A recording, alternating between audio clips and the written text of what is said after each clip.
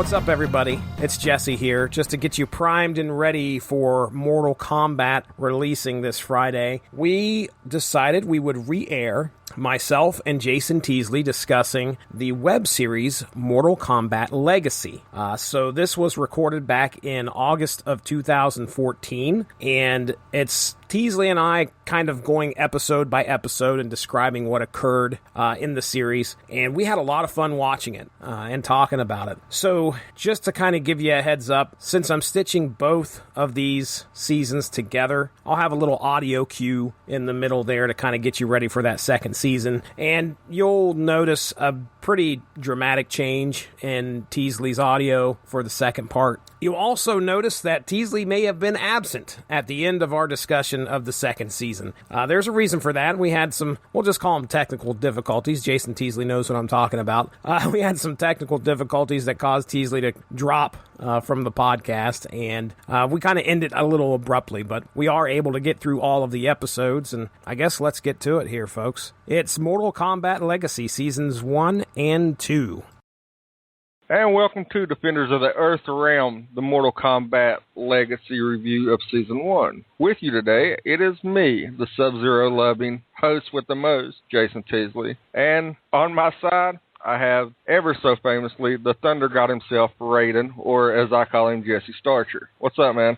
The Thunder God. I like that. Let's get into this. Mortal Kombat Legacy. It's a web series that I stumbled across on YouTube. Like I said, last time we sat down and talked some Mortal Kombat, we kind of focused on the game to give people some background and a basis if they want to tune in and listen, so they kind of know who the major players are in the realm of Mortal Kombat. So go ahead and give us a little brief overview of how you came to Mortal Kombat Legacy and everything. The Xbox has a YouTube app, and I really started getting into watching a lot of YouTube a couple years ago. It was just like watching TV, and it took me a while to get used to it, but shoot, we were watching all sorts of different series. We were watching, there was a Dr. Mario series that was almost in the vein of House, and it was actually really dang interesting. Had my wife interested in it. We were watching that. I came across Mortal Kombat Legacy, and it had been out for about a year, and I was like, oh, this looks really good, and watched the first episode and was hooked. It's live action, at least most of it is. We'll get into that here in a little bit. This first season that we're going to get into is mostly backstory. Provides the basis in which a lot of these characters, these very prominent characters of the Mortal Kombat vein, it provides that basis and the backstory for where they came from and kind of how they're going into this, to the Mortal Kombat tournament. I learned a lot here past a few days, doing a little bit of research on it. How I came to the Mortal Kombat Legacy was I was actually watching the new Street Fighter Ascension, which we will be talking about later down the road. Mm-hmm. And after I had finished it up, it was like, it says, you may also like, and I seen Mortal Kombat Legacy Season 2. And I was like, Season 2? Well, there must be a Season 1 somewhere. So watched the first one, marathon the first season in one day. I mean, with 12-minute episodes, so it wasn't too hard for me to marathon the first season. And it's probably some of the best web series that I've seen. I mean, definitely this could definitely be on, on the realm of Orange is the New Black or Hemlock Grove, a Netflix exclusive, and nobody would ever question. Well, I mean, that's what I was thinking. I was like, why is this not on Netflix? The dude that put this together, did one hell of a job. And for it to be just released on YouTube kind of breaks my heart, because there's a lot of Mortal Kombat fans that probably have never even heard of this. It's a show that it just kind of sucks you in. You don't realize you're watching a 12-minute show. The choreographed fighting sequences are amazing. The dialogue, the storyline, everything, how they're tying everything in is on par with most national TV stuff that you tune in. And I'm going to say it's probably better than 75% of the shit you see on TV anyway. But, it's just one of those things that it just sucks you in, doesn't let you go until you finish the season. The good thing about the web series is the fact that, 12, 13 minutes for them to tell a story, they really pack as much story as they can in that small amount of time. just action freaking packed in some ways. As much as we'd love to see it on Netflix, they're doing a great job packing a lot of action and a lot of good story into the small amount of time that they can put onto something on YouTube. Okay, I'm going to pose this question real quick. Sure. Do you think if they tried a 30-minute episode, it would actually take away from how great it is? Because they kind of keep it doesn't float off. It's straight to the point. Tunnel vision. You don't have a lot of fodder and a lot of unnecessary stuff. It's a lot of the core stuff and really important stuff. Right now what we're looking at with season 1 is we're looking at a lot of backstory, just like I said. You're just kind of getting the basis of each one of these characters. So if it was a 30-minute episode, the only thing I could think of that would make it better would be if they had a way of supplying something that shows how they're leading up, more of how they're leading up to the tournament. Some of the greatest shows, I think, in TV history are like Lost. You have a tremendous amount of backstory told in Lost. Getting the backstory of these characters and how they come together or maybe are interwoven into this Mortal Kombat tournament would make it even better. But, obviously, I don't think it'd take away. I think it'd just be a way of, I think that what they'd have to focus on is a way of getting to that tournament and showing how these characters are going to the tournament. But for what it is, it does a great job. You don't want that downtime. You don't, as a person that's watching these 12-minute episodes, you don't want that downtime. You are on the edge of your seat, and I think that's the purpose of it, is to just make you, oh man, Sub-Zero and Scorpion, they're about to go at it. I think it can be done. It just has to be done really well, and it'd still keep my interest. It'd definitely keep my interest if they could do it well. Well, you bring up Lost. They wanted to end Lost after 3 seasons. Yeah. But, it was like Sean and Robert always talk about the money-making, hog tie the money-making pig. Yeah. Mm-hmm. Exactly. And milk for all it's worth. So, yeah, the first, 3 seasons of Lost, phenomenal. Some of the best TV you'll see. And then you kind of start seeing that decline. You sent me a little video, and you said that it was a concept to pitch a new Mortal Kombat movie. That was only half right. What we're talking about here is Mortal Kombat Rebirth, which I believe was the pitch by the director, a guy by the name of Kevin Tankerin. I'm doing my best to pronounce that. But supposedly he pitched this idea to do a Mortal Kombat movie. Well, actually, Mortal Kombat Rebirth, it was just a short film that he done to try to throw it out there to maybe reboot the whole Mortal Kombat franchise. But he wanted to do it from a different kind of perspective. He didn't want to concentrate on the whole supernatural thing as much as the games and the movies previously did. He wanted to kind of pull a Nolan and try to kind of ground things in reality and try to make kind of like take it more toward a Street Fighter-esque crime boss, Shang Tsung being a crime boss, and just these mercenaries like Reptile, which in the trailer you sent me, it shows Reptile and Baraka, which Reptile is a kind of disfigured young man with a rare disease that eats human heads. And Baraka is a failed plastic surgeon that infuses 2 10-inch blades into his own arms. And they're both kind of working for Shang Tsung. And it's kind of, in that basis, it's kind of cool. Especially when you watch that video and then you go back and read about it to see the vision he had. Because what you sent me was the whole thing. It's that was it. Running time. Yeah, it's 8 minutes running, and he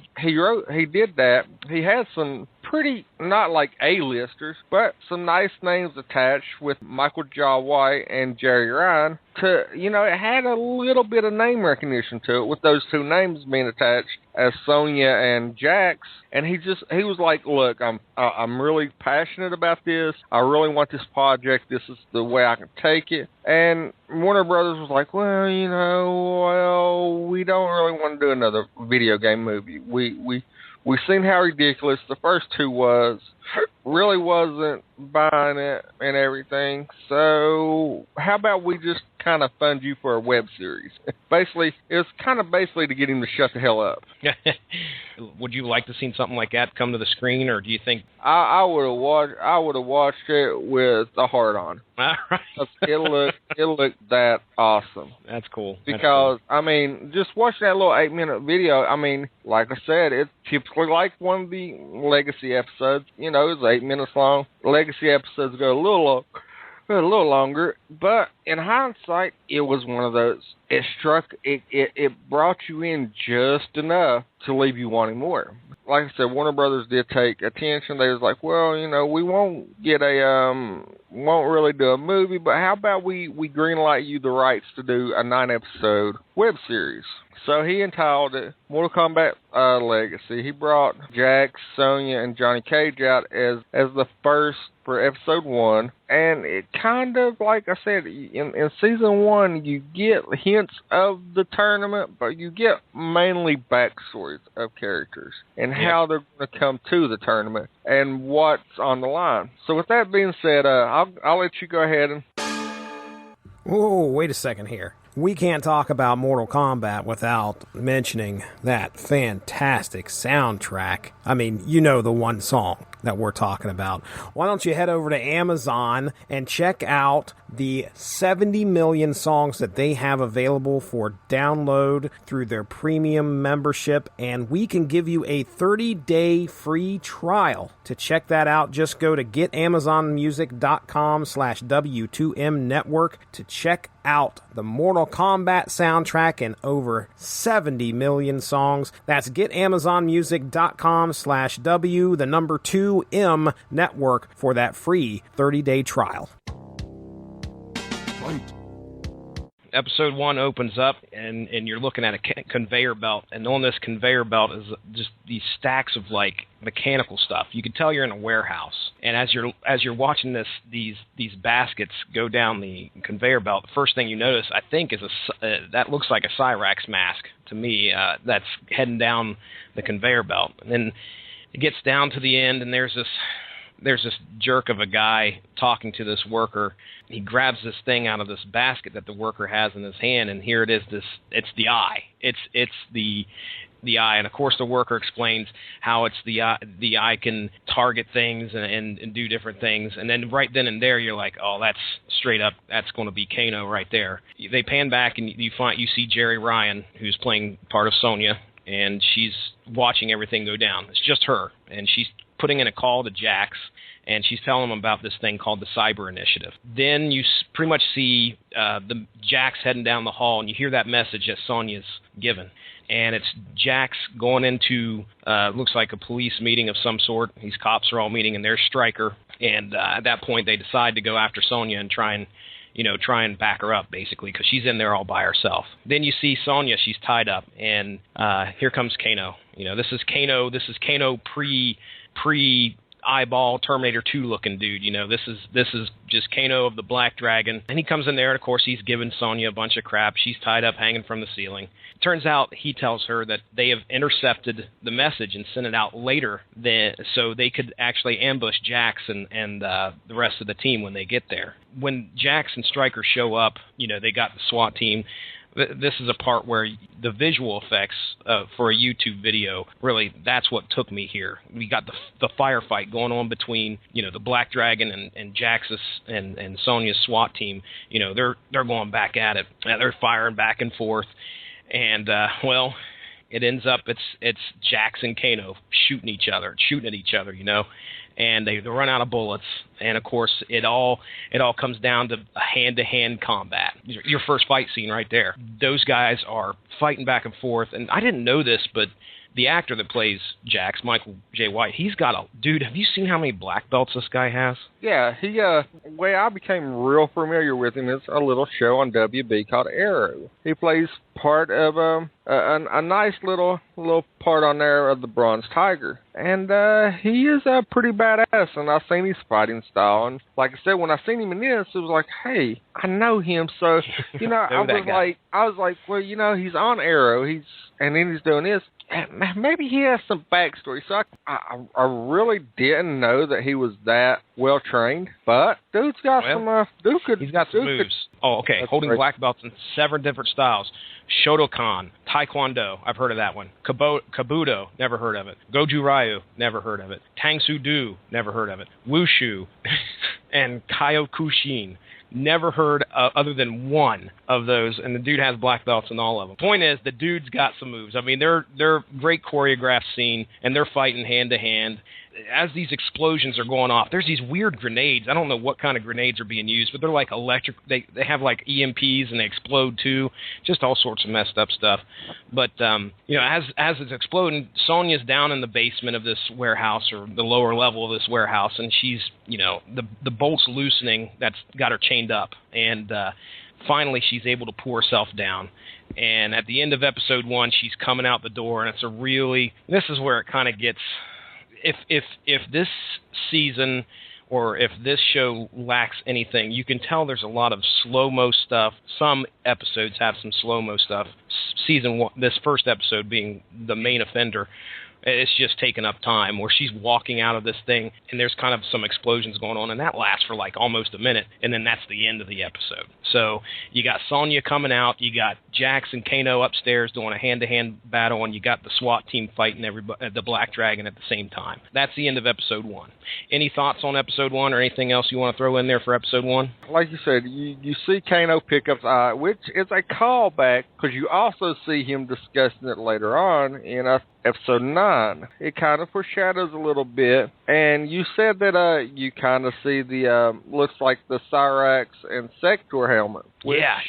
Which begs, once you watch season 1, it begs to ask the question: Did episode 1 happen before episode 9? We'll get into that correlation here shortly. Or are they running parallel? Episode 1, like I said, it's different from other pilots. It kind of just grabs you, throws you in the swimming pool, there, swim. It doesn't build anything up. You just kind of see this happening, and you're like, okay, well, And I think the guy that they got to do Kano is a really good casting because he has kind of the perception that you would see a Kano character be brought to life. Yeah. He just has this menacing look. He doesn't have the eye yet, so I'm kind of curious and see, because they've been greenlighted for season 3, so I'm kind of curious to see what transpires there, because you're going to see, they do two callbacks to the eye in season 1 alone, so you kind of got to see what's going on there. But it does kind of lag at the end when you see Sonya drop to the floor, and she's just kind of dragging her ass out of the room where she was kept with the explosion. You could have just let her hit the floor, see the open door, cut, fade to black, episode 1. But, they kind of extend it, which to make sure the audience knows that she got away. Yeah, and let's make sure that our listeners understand that the Jax we're looking at we're not talking Metal Arms Jax here. This is Jax prior to any type of thing. This is Kano, obviously Kano prior to anything. You can officially see that this is definitely happening prior to any of the Mortal Kombat stuff we're kind of used to. We know the characters by name, and we obviously see their martial arts, but we don't see kind of the staples that the Mortal Kombat 1 and 2, the video game, actually have on these guys.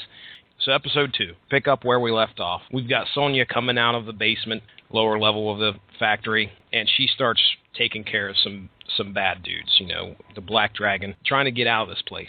Jax is still looking for Sonya. He's trying to find her, and we're still going at the hand-to-hand combat. And this is where Jax beats the shit out of Kano. And at the end of the fight, Jax basically got his back turned to Kano. Kano's halfway out of it, leaning up against a big girder. And then Jax just, it's almost a Superman punch or something, just turns around and left hand right to the right side of Kano's face and right in his eye. All you can see is the left side of Kano's face, and you can barely see the right side, and you can tell it's definitely messed up. So Sonya finds Jax, but just as soon as she finds him, this grenade lands on the ground. And at that point, Jax jumps towards Sonya basically to cover her from the grenade going off, and then fade to black. You don't even see the explosion. The next thing that happens, Sonya wakes up while she's in the hospital, and she's got bruises, and Stryker shows up and says, "Hey, how you doing?" She goes, how long have I been out, basically? She's been out for a while. She's immediately asking, hey, Kano, did we get Kano? And Stryker says, no, he got away. You see Kano's lifeless, looks like lifeless, but he's out of it, His unconscious body being drug. Who's dragging him, you don't see. You just see him being drug off. Stryker informs Sonya that Jax is hurt pretty bad, especially in his back, and that he's been moved to a Department of Defense medical facility. The next thing you see is Kano being just slapped onto this. It looks like a medical table. I mean, it's a dirty, dingy-looking, almost like my basement. It's definitely not a clean medical facility. This is something like the mob's running or something. And you see him start cutting into Kano. And it's not extremely graphic. You just see them getting ready. You see blood start dripping from the table. And then the next thing you see is Kano's face that we know from the video game. The right side of his face being metal. And all of a sudden his eye opens up, and that red eye just kind of turns on. And boom, that's the end of episode 2.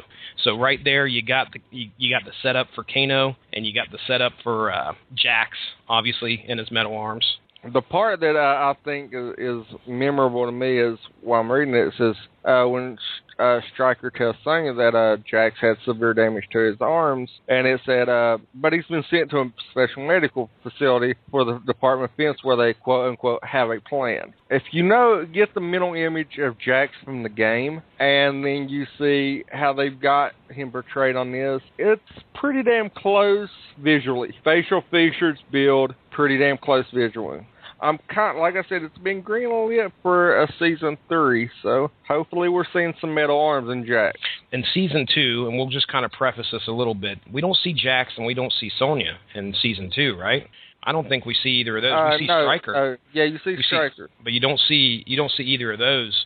So yeah, it'd be nice to see them come back for season 3 for sure. Now, episode 3 is probably my least favorite episode of season 1, and it's the one that deals with Johnny Cage, because I kind of think that they make Cage more of a douchebag, and probably and showing him being a lot weaker character than what he actually is in the games and stuff. So the episode that he's in season 2 blows this one out of the water, and I think that they should have used that episode for his little backstory. Okay.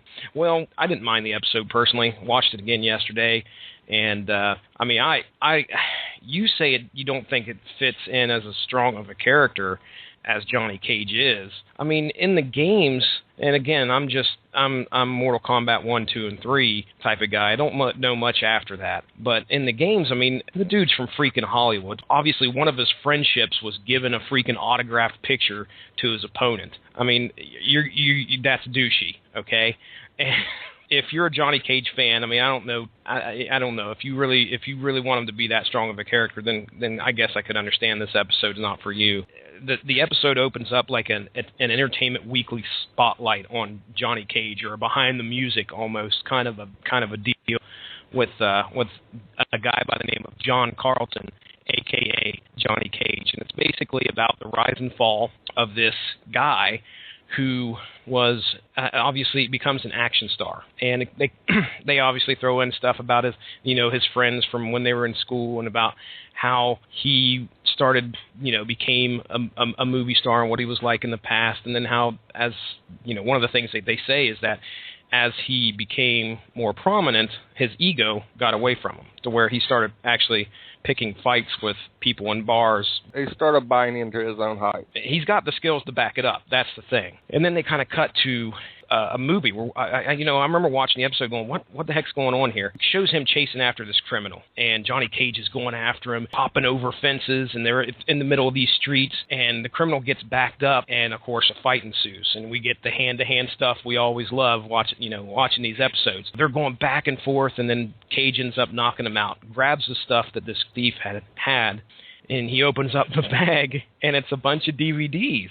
And he pulls one up, and he says something cheesy. I really wish I could remember what exactly he said. You got Cage. And it says something about anti-piracy. It's basically pirated DVDs. And I'm like, what the hell is going on here? It cuts and it shows him pulling this DVD out, and he's pitching this show to these executives in Hollywood. And he's trying, you could tell he's kind of trying to get back on his feet. And the executives are not having any of it. They pretty much tell him it sucks. He's almost on the verge of begging, hey, come on, man, just what do I need to do here? And they say, why don't you try something else, get back with us. All right, so he comes up with another one. The one that it says 3 weeks later, he reshoots a mature trailer, because that was the TV show was named You Got Caged. Okay, and gotcha. It says that it's a grittier, more realistic style violence. Executives once again are underestimating, this time cutting the entire project and releasing Johnny from his network contract. Yeah. But, I mean, and then as he's leaving... He's leaving, and he hears them pitching the same exact idea to some martial arts. I don't know what this girl is, but they're obviously pitching this idea to an actress. At that point, Johnny overhears it, and he flips out. And, of course, he kicks the crap out of the executives. Security comes over. He kicks the crap out of the security. Bit of trivia here. I think one of the executives is Ed Boon. Yes. I was starting out there. Yes, one of the executives, you're correct, is Ed Boon. That's what I thought. So he's kicking the crap out of this stuff. It's cool that Ed Boon gets a cameo. And, he's going at it. He's beating the crap out of security. And all of a sudden, one of the executives with a broken nose, he's like, here... This is one thing, he's yelling at Cage, and all of a sudden time stops. Cage is like trying to figure out what the heck's going on, because everything is stopped the dude stopped mid-sentence yelling at Johnny Cage, and all of a sudden Shang Tsung shows up. And this is the first appearance of Shang Tsung, I believe. He didn't show up in the first 2 episodes, and he's a younger Shang Tsung. At least he looks younger. We understand that he can shapeshift, so we don't know. But, this is the guy that we're going to see in the rest of these episodes. He looks at Johnny and he says, look, I can offer you a way out of the problems that you're in. That's the way they end the episode. He just says, I want to offer you the way, or I want to offer you a way out. So obviously it sounds like Shang Tsung's coming to Johnny Cage and saying, hey, I'm guessing he's probably pitching for him to fight Outworld. I wouldn't see Shang Tsung coming and recruiting anybody to fight for Earthrealm. He's coming and probably going to say, okay, look, I can give you everything you need, and you just got to fight for my team. Or it could be another realm. Because I know we got different realms and stuff. I learned all this stuff last night, but we got Netherrealm, we got Outworld, we've got Earthrealm. So anyway, we don't know. That's all they say. He said, I can offer you a way out. Cage is being played by Matt Mullins, which is the same guy from Rebirth. So these are the 3 actors. Matt Mullins is the guy that played Cage in Rebirth, so they brought him back, obviously. And another thing that we need to mention, Cage says he hasn't had a job since Power Rangers. So Johnny Cage is apparently a former Power Ranger in this universe. The only thing that I did take out of that episode that I did like is the fact you do see Shang Tsung. Yes. And like you posed the question, why is he showing up to Johnny Cage? Mm-hmm. Which we still have not got answered, because it just says, he just approaches Cage and says, I have a way out of everything. And then the episode goes off. And you're like, well, isn't Johnny Cage one of the Earthrealm guys while Shang Tsung? What's going on here? Which I'm going to go out on a limb and say in season 3 we'll get that answered. But I'm going to say it wasn't really Shang Tsung. And the reason I say that is due to the Johnny Cage episode in season 2. Exactly. That we'll get into. Here we go on the epicness of some really awe-inspiring, amazing episodes. Visually, storyline, dialogue, everything. And that's when we get the first Katana Melina story. Mm-hmm. Which it kind of looks like it could be just a standalone movie by itself. But these 2 episodes with Katana Melina, it kind of gives you a nice realism. Realism in the sense of, you see the structure, you see the family structure. It's just the realism of how everything plays out. You kind of like, instead of being creative, it's a step sibling or something. So let's go ahead and talk about Katana Melina Part 1. Okay. This, first off, what you'll notice here is that it's animated / live action. They bring And this is a way, I'm sure, for them to save money. Obviously, we're starting out on a different world by the name of Adenia, I believe, which is their home world. Katana's home world. Yeah, Melina kind of don't have a home world. No, she doesn't. You learn that Adenia is being invaded by Shao Kahn because they have lost 3 consecutive Outworld tournaments. And so here come Shao Kahn and the Legion, the Tar-Katan, I believe is how you say it, the Tar-Katan Legion, along with a great general by the name of... What's that? Let me correct you. They had lost 10 because that's the magic number. It's 10 tournaments. Okay, all right. So that's a lot of tournaments. So here comes Shao Kahn, his general Baraka. Baraka is in this episode. Yes, he is. Their goal is to invade Adenia and take care of King Jared.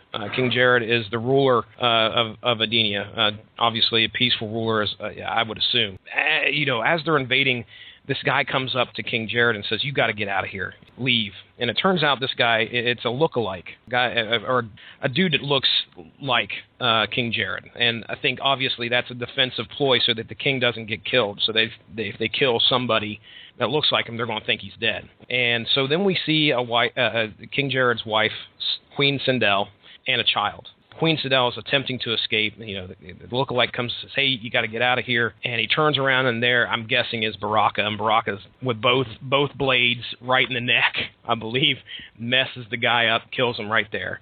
Sindel and the child do not get away. Now, Shao Kahn is obviously ruler over this kingdom and takes Queen Sindel as his bride, understands that he has to raise Katana. He falls in love with Queen Sindel. She obviously hates him. At some point, Shao Kahn decides when Katana grows up, she's going to know that I'm not her father, and she's going to hate me. I believe he's talking to Shang Tsung at this point. I can't remember specifically. He wants somebody to make a clone of her so he could raise her as his own. Obviously, what you find out is that, Shao Kahn raises both of them like he's their dad. Well, Shang Tsung does make a clone. However, there's one difference. He infuses Tar-Katan blood into the clone of Katana. So at some point, Sindel decides to kill herself, and she's afraid of Shao Kahn corrupting her own daughter's soul, Katana's soul. So what she does is she drinks a potion that will basically merge her soul with Katana, so she could basically keep Katana's soul from being corrupted by Shao Kahn. As the episode goes on, we're switching back from live action to animation. Both girls are growing up, and you get to see the 20-year-old Katana and Melina. You could tell Melina has got that Tar-Katan blood in her. There's a point in which both babies are laying there. All of a sudden, the baby's jaws just split. There's these teeth in this baby. Yeah. You talk about a scary image. You're like, oh my gosh. Near the end of the episode, Khan has them sitting there. He's getting ready to have them spar. It's going to be Katana versus Melina. And, it's not to the death or anything. Obviously, what he's doing is training them. That's the end of the episode. Episode 2, they're about ready to go at it. And then, boom, end of episode 4. So anything you want to talk about on that one? Well, yeah, you could see Melina becoming jealous. Khan is raising them to think as an outworld overlord instead of seeing things as they are. He's basically brainwashed them like so many people do. Hello, West Baptist Church. Into believing a certain way, and that their way is his way, and his teachings are right, and this is what they should do. They should be warriors. And like I said, Sindel, which is a callback to Mortal Kombat 3, she fuses her soul so that corruption doesn't happen, and that Katana has free will, that she could think for herself, not let his influence dictate what's going on. Well, Melina don't like the fact that she's kind of the inferior one, because she knows. I don't know if they do it in this one, but it may be in part 2, or it might be in season 2. I think it's in part 2. She actually knows that she's the clone, that she was cloned, and she doesn't like the original. Kind of like, Back to the Future 2 probably doesn't like Back to the Future. The original, in most cases, the original is always better. One of the things she has a bone to pick with her sister about, with Katana about, is that I think Katana is not as ruthless as Melina. I can't say that you start seeing hate in that first episode because they're sisters. You definitely see jealousy. Yes, you definitely see her giving her. she starts to realize what's going on. And then we get into part 2 of it, and, you kind of start realizing what's going on. You ready for part 2? You got anything else you want to talk about? Yeah, ready? Dive right into part 2, man. All right. So episode 5, which is part 2 of Kitana and Mileena, we get to see the sparring that was about to start at the end of the last episode. And I mean, we got some great hand-to-hand combat. That's what we're all about here at Mortal Kombat Land in Earthrealm. We love watching it. Kitana was the one with the fans, the fans, and she had the blue suit. And then we got Mileena who was purple, and I believe she had the size. Am I correct there? Okay. They're sparring hand-to-hand. Both of them get off some good shots, but ends up Kitana wins. Kitana beats Mileena, and Melina's pretty pissed, and she's got that Tarkatan blood. Maybe that's one thing we gotta remember. This girl's got ruthlessness and some, you could say, evil in her blood. And you see Mileena, her jaw split, or her cheeks split, and those teeth get bared. So she's obviously upset the fact that Kitana beat her. Shao Kahn, he's still trying to attempt to secure rule over Adenia. As he's been raising these girls to become assassins, he's been sending them out on missions to try and end anything that has anything to do with King Jared, whether it be all his lookalikes that are out there, to try and stem off any type of uprising. Something may get back to Kitana and let her know that she's not actually Shao Kahn's daughter.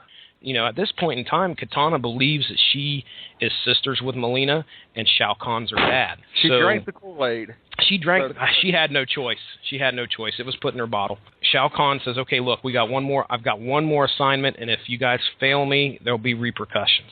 Shao Kahn has found King Jared. King Jared's been in hiding, trying to avoid anything to do with Shao Kahn. He sends both of them out to kill him. Kitana comes up on King Jared first, and King Jared says, oh my gosh, basically, I can't believe it's you. He's about to say, hey, look, you've grown up so much, and she's like, what are you talking about? At that point, Mileena delivers the killing blow to her dad. His last breath, he says, you're my daughter. And, of course, that starts the seed of doubt in the Kitana's mind. At that point, she goes on a mission on her own, and she goes back to the castle and finds where her crib used to be. Or at least the seeds of doubt are planted for sure that she's not Shao Kahn's daughter as she was raised. Now that King Jared's gone, Shao Kahn is now wants to focus on Earthrealm. It's time to move on from Adenia and go to Earthrealm. He brings the girls back, and he's like, okay, we've got to get ready because we're going into Earthrealm and we're going to take that over. So episode 5, that is where you start to see Kitana become a little shaken in fighting for Shao Kahn and the Outworld. You say when she gets back to the castle, she kind of goes into her room. You know why she's seeing those visions? Because of her mother's soul that is infused in her. Now, it's going to be a poor example, but it's probably the best I can come up with. Like a sleeper cell. Something triggers that. So when she goes in and sees all these familiar things of her childhood, that triggers her mother within her that's kind of, quote-unquote, shows her the light. That's really the only thing I got to say about that, is just to give you the insight that it's because of her mother's soul being inside of her that she's able to see things for what they are rather than being infused with the Kool-Aid. I didn't know much about the story. All I was doing was playing the game and the fighters, and I really didn't pay too much about the story. And as for Kitana and Mileena, I had no idea. Had no idea about their story. And I would say that Mortal Kombat Legacy was the first time I had ever learned anything, or learned any history. It's giving you that basis for that rift between the two sisters. That's key, because in the Mortal Kombat tournament, that's important. Episode 6. I'll make this one quick. It is my favorite episode. This one you can't really make quick, because this is really establishing a central character that's very, very, very predominant that plays a big part in the overall scheme, and that's Raiden, who we see and get introduced to in episode 6. The first bit of this episode is really kind of threw me. A little caveat gets thrown up onto the screen. Like, the director made it a point to say, this is my vision, or this is a story. You don't see this in the previous 5 episodes. You don't see that little caveat pop up. So I think what he's trying to do is kind of get us ready, like, okay, this is going to be kind of an unconventional story. And again, this is my favorite episode of this series, and I think a lot of it is because it is very unconventional. You say it's a basis to show us, one of the most important characters in Mortal Kombat Kombat, which is exactly right. But we're not getting backstory in this episode. I mean, there's not much backstory at all in this episode. And so we're not talking how Raiden came to be the Thunder God or anything like that. So, all right, we'll go into the episode here. At the beginning, you see the camera looks like it's falling from the sky, and you got lightning crashing on each side of it, and he's just falling to the earth. And all of a sudden, you see a big lightning strike, and it results in this crater. There's this guy lying in this crater. He's unconscious. He's in a white robe. This, I think, happens at night, and then during the day, this girl comes running over to the crater. And for any of you Revolution fans, but anyway, the girl is played by Charlie from Revolution. Funny what her actual name is? What is it? Blue. That's what I thought. I swear I heard that. That actually is a point in this episode I'm going to make, too. It's so funny because there's some of the stuff this episode brings about leaves you with questions more than some answers sometimes. But anyway, okay, so Blue finds Raiden laying in this crater, and she's trying to find out, hey, what's going on? Buddy, can you get up? Well, about that time, these three guys in white suits come running after Blue, and they see this dude in the crater. And the guy in the crater gets up and takes off running toward the fence. Well, what we start to realize is that Raiden has landed smack dab in the middle of a damn institutional yard. He's like in a mental institution's yard. He's trying to escape. Well, apparently these guys assume that he's a mental patient, grab him, and of course, Raiden's... One thing you will notice right off the bat, Raiden is not like spitting electricity, shocking the shit out of these guys. He's doing some hand-to-hand stuff, but he's clearly not the Thunder God that we're seeing in any of the Mortal Kombat games. This guy he's kind of a shell of that, but he's still got the skills. He's trying to hold off these dudes. A few minutes into it, the guys come over and bam, hit him with some sedation. Okay, hold on. Shot right in the neck. All right. I want to throw this out there. What is the message at the beginning? Give me a second. I'll pull that right up. Okay, while I'll go ahead and talk about the episode while you're pulling that up because I've got it right here. Yeah, he's held with for 3 months in this Valley View Rehabilitation Center. Security Visions, they're interviewing him, keep calling him, kind of talking about him. Are you still Lord Raiden and all this? Kind of being condescending with him. So, he's growing agitated and everything. They've got it, like I said, they've got him sedated in a straitjacket. Raiden is demanding to be set free so he can participate in the Mortal Kombat tournament and keeps talking about how Shao Kahn's invading. So the doctor is like, we're going to do a lobotomy to tell his disruptive behavior.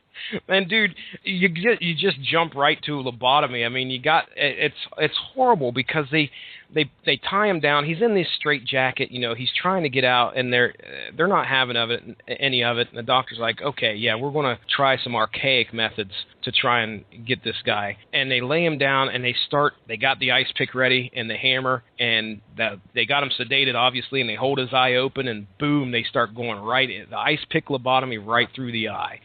And we got to throw something back to this because there's a disruptance. Him and Blue sitting there talking, and he causes a scene. Yes. To swipe the keys on the card. This is after the first lobotomy.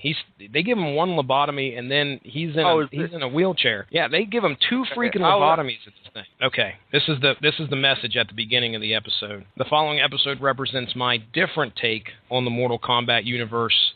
I think it combines the perfect amount of gritty realism mixed with a hint of mysticism. I hope you guys enjoy it.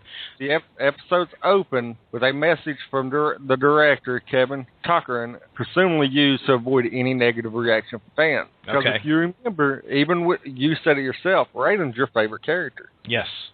And when you see Raiden in this episode, he's not the Thunder God. Okay, if he's trying to avoid criticism for it, whatever. But, okay, so they do the lobotomy, wheel him on out. And at that, he's still got his faculties about him. He asks Blue, he's like, you got to get me out of here. We got to get out. And just like you said, they cause a scene. And, Raiden runs up to the glass door or glass windows, beating on the glass window. Let me out of here. Let me out of here. And he's obviously out. He's done. His straitjacket's undone. Now his arms are up there and he's beating on the window. I want out. And so the doctor looks at the orderly and says, take care of this. So, he goes out there, and I believe the orderly, I don't know if he first grabs the taser. I don't think he does. One orderly tries to go out there. He gets his ass whooped, and then the other one grabs the taser. And he nails him with the taser, and that's the epic scene I'm watching. That's the one. My favorite scene is when he gets hit with the taser, and Raiden just looks down and then kind of looks up, and he's enjoying every little bit of that electricity coursing through his body. And that, of course, gives him more power, and the hand-to-hand starts going more and more. Another guy hits him with a taser. He pulls him over, whips his ass, and then he turns around, and bam, right in the freaking front of his head, he gets nailed with a freaking tranq dart, and boom, he drops to the floor. So then we get the second lobotomy, and that one's pretty graphic. I mean, I say graphic, but he's sitting there. The doc's got the ice. He's got the hammer and the ice pick. What's that? It's kind of intense. Yeah, because you see his every little tink you hear with that hammer, his feet jiggle, and you're just like, ugh. He's laying there after the lobotomy, and Blue ends up. During the scuffle, she grabs the keys and goes into the room after Raiden has his lobotomy, or receives his lobotomy, locks the door behind her, and he's like begging her, do it. And she obviously doesn't want to, but she takes, I can't remember what she killed him with. She grabs some kind of a blade and just stabs it right down. Now, it's just a surgical tool. It's just some kind of surgical tool. She stabs him, and a few seconds later, his body explodes.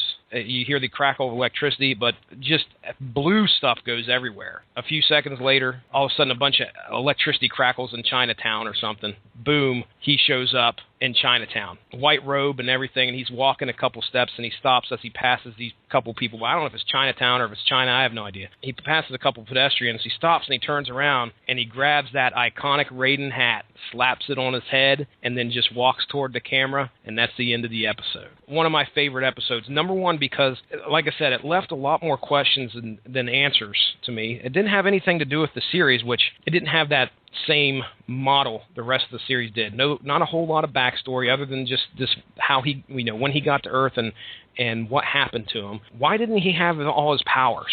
Why was he bleeding blue stuff, which, again, he's the thunder god. Maybe that's what gods bleed.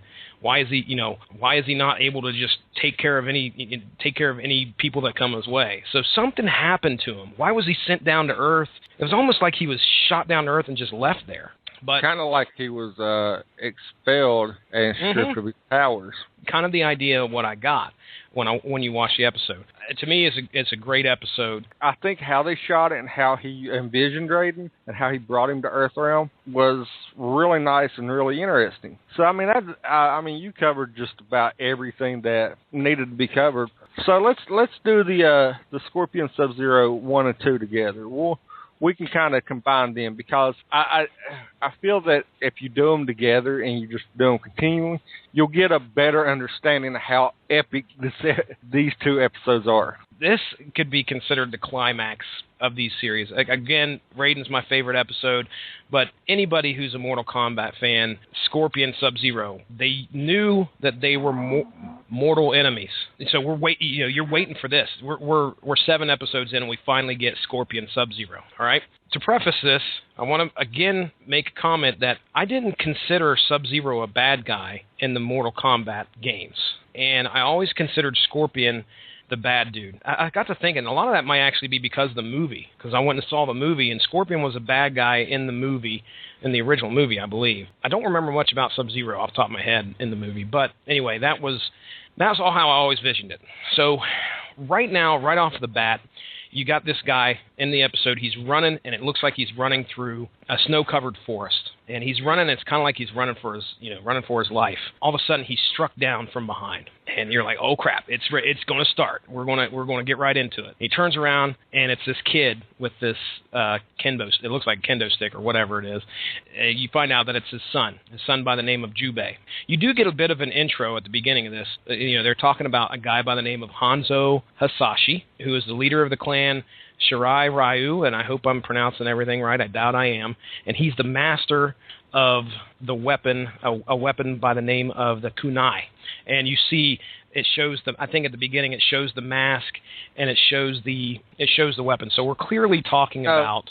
It doesn't show anything. They're having dinner, and you're just kind of thinking, oh well, this could go on. He's the little boy. He says, I want to grow up to be like, basically doing what any little boy would do. I want to grow up to be like you, Dad. And because his dad is a formal foe, he's the leader of the clan and everything. So they're sitting there having dinner, talking about I think it's the emperor's coming or something. Shogun.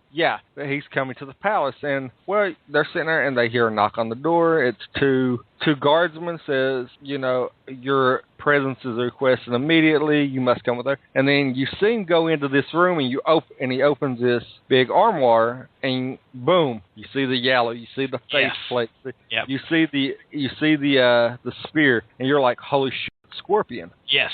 And then it kind of shows out on the two guardsmen after the door closed, and they've got like an ice kind of mystic to them, and you're like, that's kind of odd. Their eyes glow blue, and they kind of turn, and you see their eyes glow blue, and you're like, okay, what's that about? Something's going on. Hanzo's got to hoof it. He's got to make it to the castle. He tells his wife and kid, he's like, look, I got to go. The Shogun's arrived early, so he's got to start walking. All right, now we're talking. I'm guessing we're talking ancient Japan or an ancient Asian country here. So he starts walking the trail to go to the castle. While walking, he comes upon a frozen figure in his path, and his eyes kind of get real wide. And then you cut back to Hanzo's village, Scorpion, Hanzo Hisashi. You cut back to his village, and you see his wife sleeping on a pillow, and all of a sudden this hand, you see these ninjas, or these guys stealthily going around the back, and you see this hand go around her mouth. And she wakes up, obviously terrified, and then boom, you cut back to Hanzo, who sees this village, or sees that person sitting in the middle of the road. Bang! He's hit from behind, and I think he's hit, and he's thrown into this body, and he realizes it's the Shogun. And when he hits the body, of course, everything explodes, just like you want to see after Sub-Zero freezes somebody. He gets hit from behind, and he opens his eyes and realizes it's Baihan, which is Sub-Zero. All right, so the Shogun's been froze. Baihan says he killed the Shogun, and he says it's a necessary step because we're basically going to eliminate your whole clan. And at that point, it's going down. Scorpion and Sub-Zero are going to fight. Hanzo realizes that he can't. He's been lured away from his village because he's a great warrior of this village and this clan, and his duty is to protect, obviously, his family and his clan and his village. The whole point of it was to lure him out. Okay, this is in the end of episode 7. They start to fight, and boom, that's the end. So again, Scorpion clearly comes off as the face, to use a wrestling term. Scorpion comes off as a face, and Sub-Zero is definitely the villain in this case, the heel. Let's pick right up with episode 8. Back in Hanzo's hut, Jubei, his son, is hiding, and these guys, he can hear a ruckus going on in the place, and Jubei looks up and he sees one of his father's weapons hanging off of the wall. Now we cut back to Hanzo and Baihan, Scorpion and Sub-Zero. We got the martial arts fight that we've been waiting for this whole series. And these guys you start to see some of the Mortal Kombat staples that you see with Sub-Zero. Sub-Zero at one point uses one of the moves where it sends ice straight up towards Scorpion. Like the ice sickle spike avalanche. Yes. It goes right towards him. The Scorpion gets out of the way. And then you see Sub-Zero also use his snowball or whatever the freezing spell that he uses, and Scorpion ducks under that. So Hanzo, boom, throws his kunai and hits Sub-Zero, I think, like right in the chest or in the shoulder, and he yells, "Get over here," in Japanese, and pulls him over, just like the video game. Huge uppercut. I was just waiting for Toasty to be yelled, and you see Sub-Zero get thrown into the air, lands on his back. So Sub-Zero's out. And at about that time, Hanzo hears his son scream, "Dad," or "Father," or something like that, and he realizes it's time to get back to the village. So he starts running, and as he's running, he comes across some villagers in the middle of the path that have been frozen solid, and so he knows it's not going to be good when he gets back home. When he gets back home, he is obviously distraught because he sees his wife who's been drug outside, and she looks like she's been messed up, other than the fact that she's been frozen solid. She's kind of leaning up against the post, and her eyes are wide open, and he starts to cry, and he leans down and he touches her, and she starts to, the ice, the frozen, her frozen body starts to crack and shatter. He then, gets up and looks over for his son, and his son is across from her. And again, he is frozen solid. So Hanzo, obviously distraught, drops to his knees. He can't believe what has happened. And about that time, right through the chest comes an ice spike. And there's Sub-Zero. He's like, basically says, I told you your clan was inferior, or something along those lines. And Hanzo begins to freeze from the inside out. And he's just overcome, and he freezes. This is the poignant moment of these two episodes. When he freezes, his eyes are frozen open, and the last sight that he sees is his son's frozen dead body. Yep. And that's it. I really keyed in on that. I was like, oh man, that would be the worst. Your last, the last sight that you see, and the fact that your eyes are frozen open, hopefully you're dead, but the last thing that you see and literally frozen into your eyes is your son's frozen dead body. Sub-Zero kind of, comes around to the front of Hanzo and is talking to him. And about that time, all of a sudden you see Shang Tsung come in from behind Sub-Zero. And Shang Tsung looks at Sub-Zero and says, do you think he can be turned so easily? Well, at about that time, Sub-Zero then morphs. You find out it's another staple of the Mortal Kombat franchise, a sorcerer, I think he's a sorcerer, by the name of Quan Chi. Yep. He leans down, he looks at Hanzo, and he says, I can help you find vengeance against Sub-Zero if you will fight for the Netherrealm. All those promises. You want Sub-Zero dead, you want the killer, the person that killed your village, I'm going to give that to you. So Hanzo starts to burst into flames. The ice starts breaking off of him, and his eyes turn white, and he says, I am the Scorpion. And that's where you end it. No longer Hanzo, but Scorpion. Well, what's cool about it is they ask if he fight on the side of the Netherrealm that can tournament in return for life as a Spectre and the chance to enact vengeance on the man who killed his clan. Which, in Season 2, you're going to see a whole different take on this. It's good stuff. That is really like, wow. I mean, they could probably do an entire series. They could. A season on Sub-Zero Scorpion, kind of like they did in Season 2. Because you get, I think, is it 2 episodes in Season 2 or just 1? I think you get 2. I think. I could be wrong. I'm not really for sure. But anyway. But he's thinking, and the audience is thinking, and like I said, Season 1, you get a lot of different take on it in Season 2. Audience is thinking is like, man, this is why they're sworn enemies. This explains everything. And so Scorpion comes back, and he says, he emerges from ice and flames, reminding the Alliance sorcerers that his name is not Hanzo Hashan, but it is the Scorpion. Mm-hmm. And it's like, and then you just see, you see the fire that is in his eyes. You see the skull engulfed in flames, and you're like, holy piss, this is amazing. You start to understand why he hates Sub-Zero so much now. He believes that Sub-Zero is responsible for the death of his clan, the death of his village, and if those two ain't bad enough, the death of his wife, and now the death of his child. Did you ever have a chance to play Mortal Kombat for the 360 when it came out? Just straight up Mortal Kombat. Came out in 2011. I don't think so. Okay, well, at the end of some of these episodes, you see Scorpion come up from the ground and he yells, "Vengeance is mine." I had no idea what that meant until I watched these episodes. I didn't understand why he was so pissed at Sub-Zero. These 2 episodes really drive it in as to why. Yeah, it gives, like I said, it's a take that you're not familiar with. The only thing that you knew is Sub-Zero and Scorpion always hated each other. Their clans were always hating each other and so forth. You don't know what really, and you knew that Scorpion was a vengeful soul towards Sub-Zero. You never kind of got a backstory. And this might not even been the idea that they had in the video game. But this is a hell of a way to explain that hatred. Oh, yes. But Absolutely. Let's move on to episode 9 that gets everything wrapped up for season 1. This is our final episode. Okay. Final episode in season 1. This is you just come off the heels of a great 2-episode arc between the iconic characters of Sub-Zero and Scorpion, who have been around since the very first Mortal Kombat game. We now go into a couple characters, I think, that showed up in the third video game. I can't remember if they were in the second one or not, but we've got an episode that covers Cyrax and Sector. What we have here, you got a little bit of an explanation about the Lin Kuei clan. For centuries, they have been brainwashing kids for submission to the Grand Master, because the Grand Master wants only obedience from his clan and nothing else. You got that little bit of an explanation, and it cuts to an armored car rolling into what looks like a factory setting. And there's a couple men in the back. Now, one of them's chained. I can't remember if the other guy is, but one of them is chained up, so it's almost like they're prisoners. I didn't even write down their names. I know we're talking about Cyrax because they name each other, one Cyrax and one Sector. Now, as to whether those were the names they were given at birth, I doubt it, but they're calling each other by their name.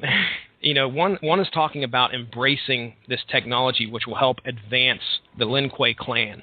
The other one says, no, embracing this technology is going to end the Lin Kuei clan. We roll on up, and these guys they're in this factory, and you start to understand that this is part of the cyber initiative that was mentioned back in the first episode. And we see our buddy Kano, who is there. Kano is looking like his regular self, not with the eye. We're talking about his actual. This had to have happened prior to the fight with Jax, or at least prior to the. Yeah, it had to have been prior to the fight with Jax. You start to understand that there's a series of tests, and there's these guys monitoring them. You got Kano, who's monitoring the two guys, Cyrax and Sector. You got a doctor of some sort. He looks very familiar. I can't remember where I've seen him before, but I know he's been in a couple other shows or something. And then you got the Grand Master. And so they've brought these two guys in. The first thing you see is Cyrax and Sector dressed up in ninja garb, basically. They're setting this factory floor, and they're going to fight these two other guys. My guess is that what they're doing is they're trying to show their skills. All right, so they beat the crap out of these other two guys. Got some good hand-to-hand combat stuff going on there. And at the end of it, after they went, after Cyrax and Sector beat the other two jabronis that they were up against, the two jabronis are laying on the ground, and all of a sudden, what look like actual dudes drop their cloaking device, and they're robots. And one of them gets real pissed and grabs the head off the robot and throws it at one of the cameras that were monitoring the test. And Kano absolutely loved it. They bring these guys in, and the next thing is a video diary done by this doctor, and they're putting all these cybernetics into these guys, Cyrax and Sector. And they're also like kind of brainwashing them too at a point where you see, their brains or their eyes are watching all this destruction going on. Basically a bunch of military stuff. You could tell they're just brainwashing them. And apparently the doctor has said that what he's trying to do is separate emotion and just have the thought process. So you can basically tell these guys to go do it. Emotion's not going to be a problem. They go do it. This is what the Grand Master wants. He wants obedient servants, and obviously he wants to further his clan by adding these cybernetics. So he wants them to keep their memories but no emotions. They start adding weapons. They start putting stuff into these dudes' bodies. I mean, these guys are laying there, and there's wires going up into their skin. At one point, all you see is you just see half of his body. The rest of it's gone. So Grandmaster wants to see these guys turn loose. You start to watch them turn into the Cyrax and Sector that we're aware of, the ketchup and mustard. You start to see the mask come over their face, and now you've got the cybernetic ninjas ready to go at it. The Grandmaster wants to see the fight. He says, okay, well, if this project is going to go on, apparently what he wants to do is he wants to do this to his whole clan. So what he says is he wants to see the results first. So they take the Cyrax and Sector, the ones we know and love from the games, and take them out to the same factory floor and turn them loose against something called Project Hydro. Now, this is something I learned last night. Have you ever heard of Hydro? No. Hydro is actually a Lin Kuei ninja. I wouldn't say the first, but he was one of the first models of Cyrax and Sector. They took Hydro, who's, I'm guessing, similar to Sub-Zero or something. If you go into the Wikipedia, he had water powers and some lightning powers, I believe. But anyway, they took him and made him what Cyrax and Sector. So this is Cyrax and Sector version 1. So Hydro's actually got some history with in the Mortal Kombat universe.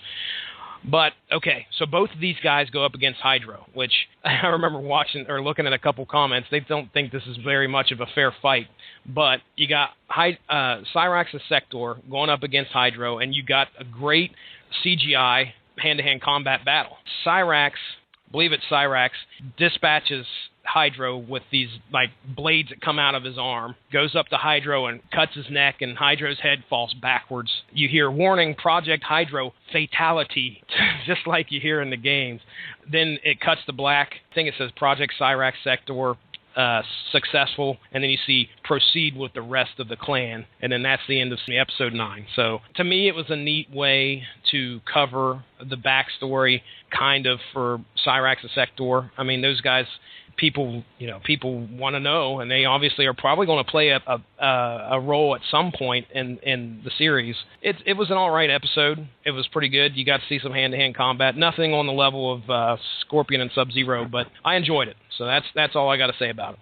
All right. Well, if you noticed, when they was doing the initiation and they was doing the brainwashing, Cyrax was resistant. Okay. He was fighting it, and it says that Cyrax continues to struggle, displaying anger and discomfort, which means through all of this, and it goes back to what we talked about in the first cast, Cyrax's ending. If you remember what it was. So he maintains some of his human stuff. Well, anyway, okay. Hydro actually beats the shit out of Cyrax and Sector. Yeah. And then at the beginning, like, he does. Yeah, and then it's like they start working together, and once they start working together, Hydro's done. Cyrax, previously showing the most resistance to the cybernetic automation, is the one who initiates the merciless fatality by decapitating Hydro and the human within. Yes, indeed. And then they power him down, and it's like, okay. Yeah, that's right. They shut them down, and you just see their bodies go limp. Yeah, they power down like robots, and then you're like, well, they still have human tendencies. So yeah, okay. The only thing that I didn't like about this is I wish they would have moved this to episode 7. Yes. And made 7-8 the Scorpion Sub-Zero and ended with that, because that would, I feel that the ending, the impression of how 8 ended is a better impression overall than how they're just going to make robots out of the entire clan. Yeah. I agree. I agree 100% actually, because if you're going to end on a note that kind of juices you up for season 2, oh my gosh. Could you imagine if they would have done Scorpion Sub-Zero, at the end of this season, and then kind of opened up with what we're going to see in season 2? That would have actually been pretty cool. I would have liked to leave it like they end with Scorpion Sub-Zero, and then just kind of and open it up with the whole. Just go ahead and do the whole Liu Kang arc that they done. Okay, I'm all right with that. And then once you do because you do the whole intro to Liu Kang and Kung Lao, and then do the next episode that they're in where it shows them at the Shaolin Temple, do those as your intro episodes, and then kind of let people what they did, let people marinate and want that. Okay, we got to see Scorpion Sub-Zero again. Yeah. Say, well, we have to see Scorpion Sub-Zero, and then I wish they would have done all the backstories and then got into the island, but Agreed. They kind of hopped around on season 2. But we'll get into that when we talk about season 2.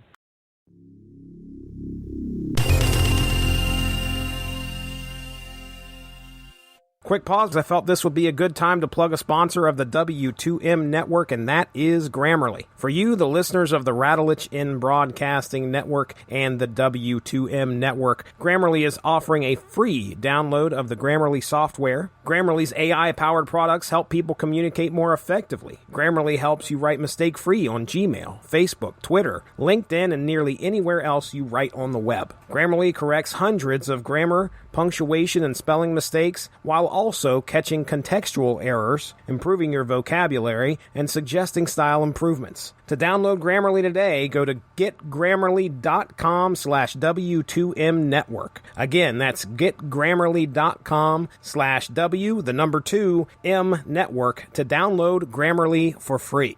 Round 2. Fight! Yeah, let's get into talking about some Mortal Kombat Legacy.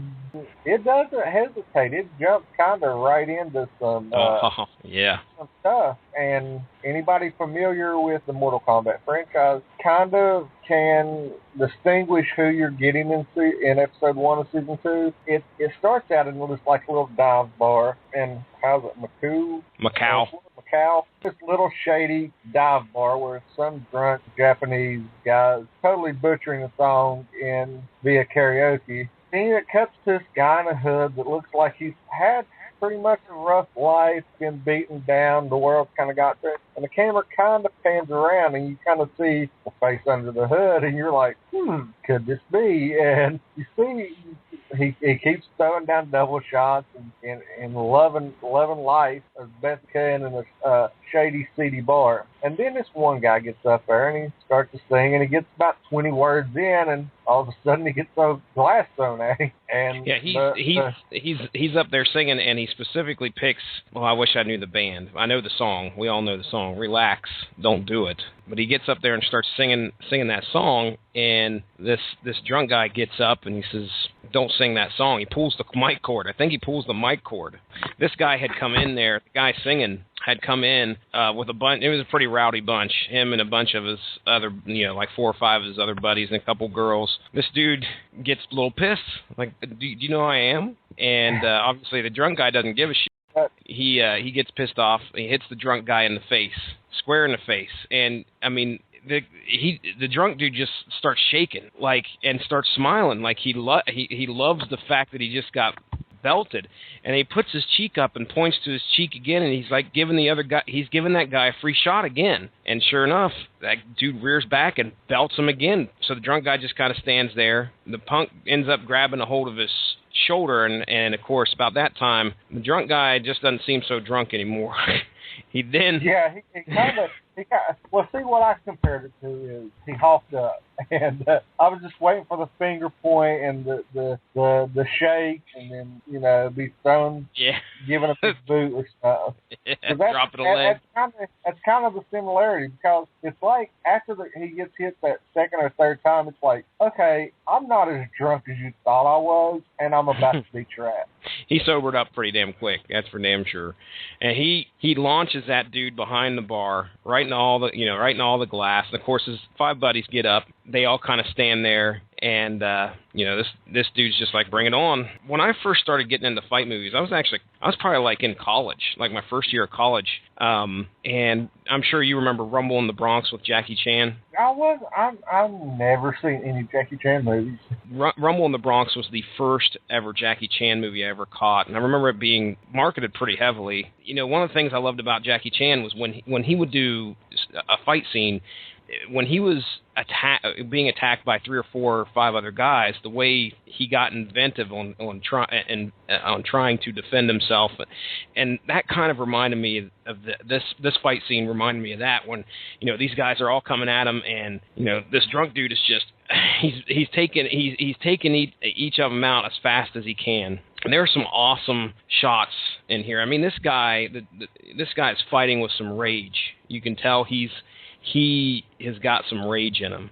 And there's a couple shots in that scene. I don't know if you remember, but where the guy gets his like foot broken, and and he takes that one dude's head and he just bounces it off the pool table once, and then he takes it off, and it looks like, I think he does it twice. And the second time when he does it, the dude's tooth is like comes out of his.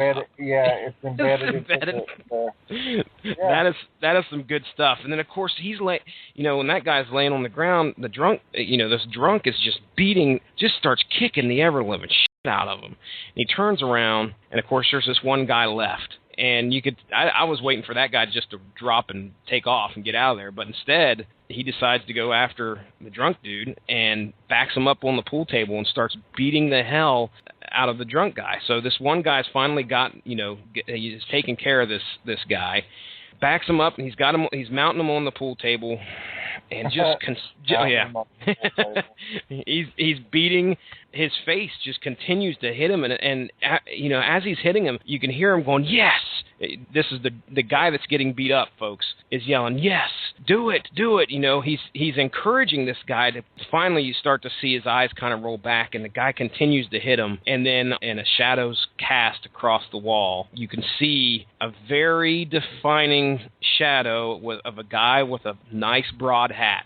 That's definitely Kung Lao. Now, when I first saw him, I was like, I should have known better. It wasn't Raiden because... Yeah, see, that's what I got. When you see the shadow and the hat, I'm like... I was going to ask, did you immediately think, okay, they're going to... You figured out who the guy is. Mm-hmm. And, okay, this is Raiden. And because, I mean, if you think about it, that would be a pretty good story because of, you know, obviously the guy getting the shit kicked out of him is Liu Kang. Yeah. We did establish that. We didn't establish that. It's kind of in the first episode they don't name him, which, you know, you're sitting there trying to figure out who he is.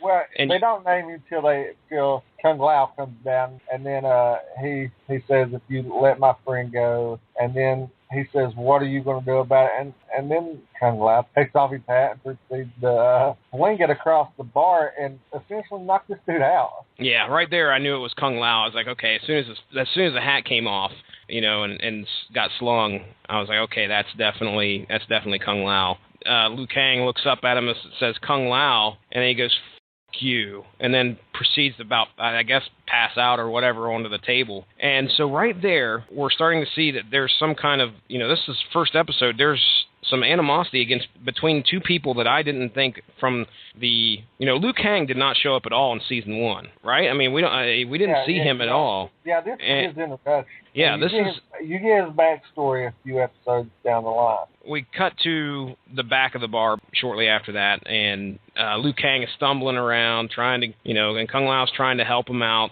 Liu Kang falls into a bunch of trash. Kung Lao extends his hand to help him up. You know, there's obviously, you know, Kung Lao's not there to challenge him, and he called him his friend while he was in the bar. But anyway, extends his hand to pick him up out of there. Liu Kang grabs it and you know, holds on to it for a couple seconds and then proceeds to spit. That, you know, you're right there, you're like, okay, Liu Kang has got an issue with Kung Lao. So a conversation occurs, and basically Kung Lao is explaining to him that he's in town for the tournament.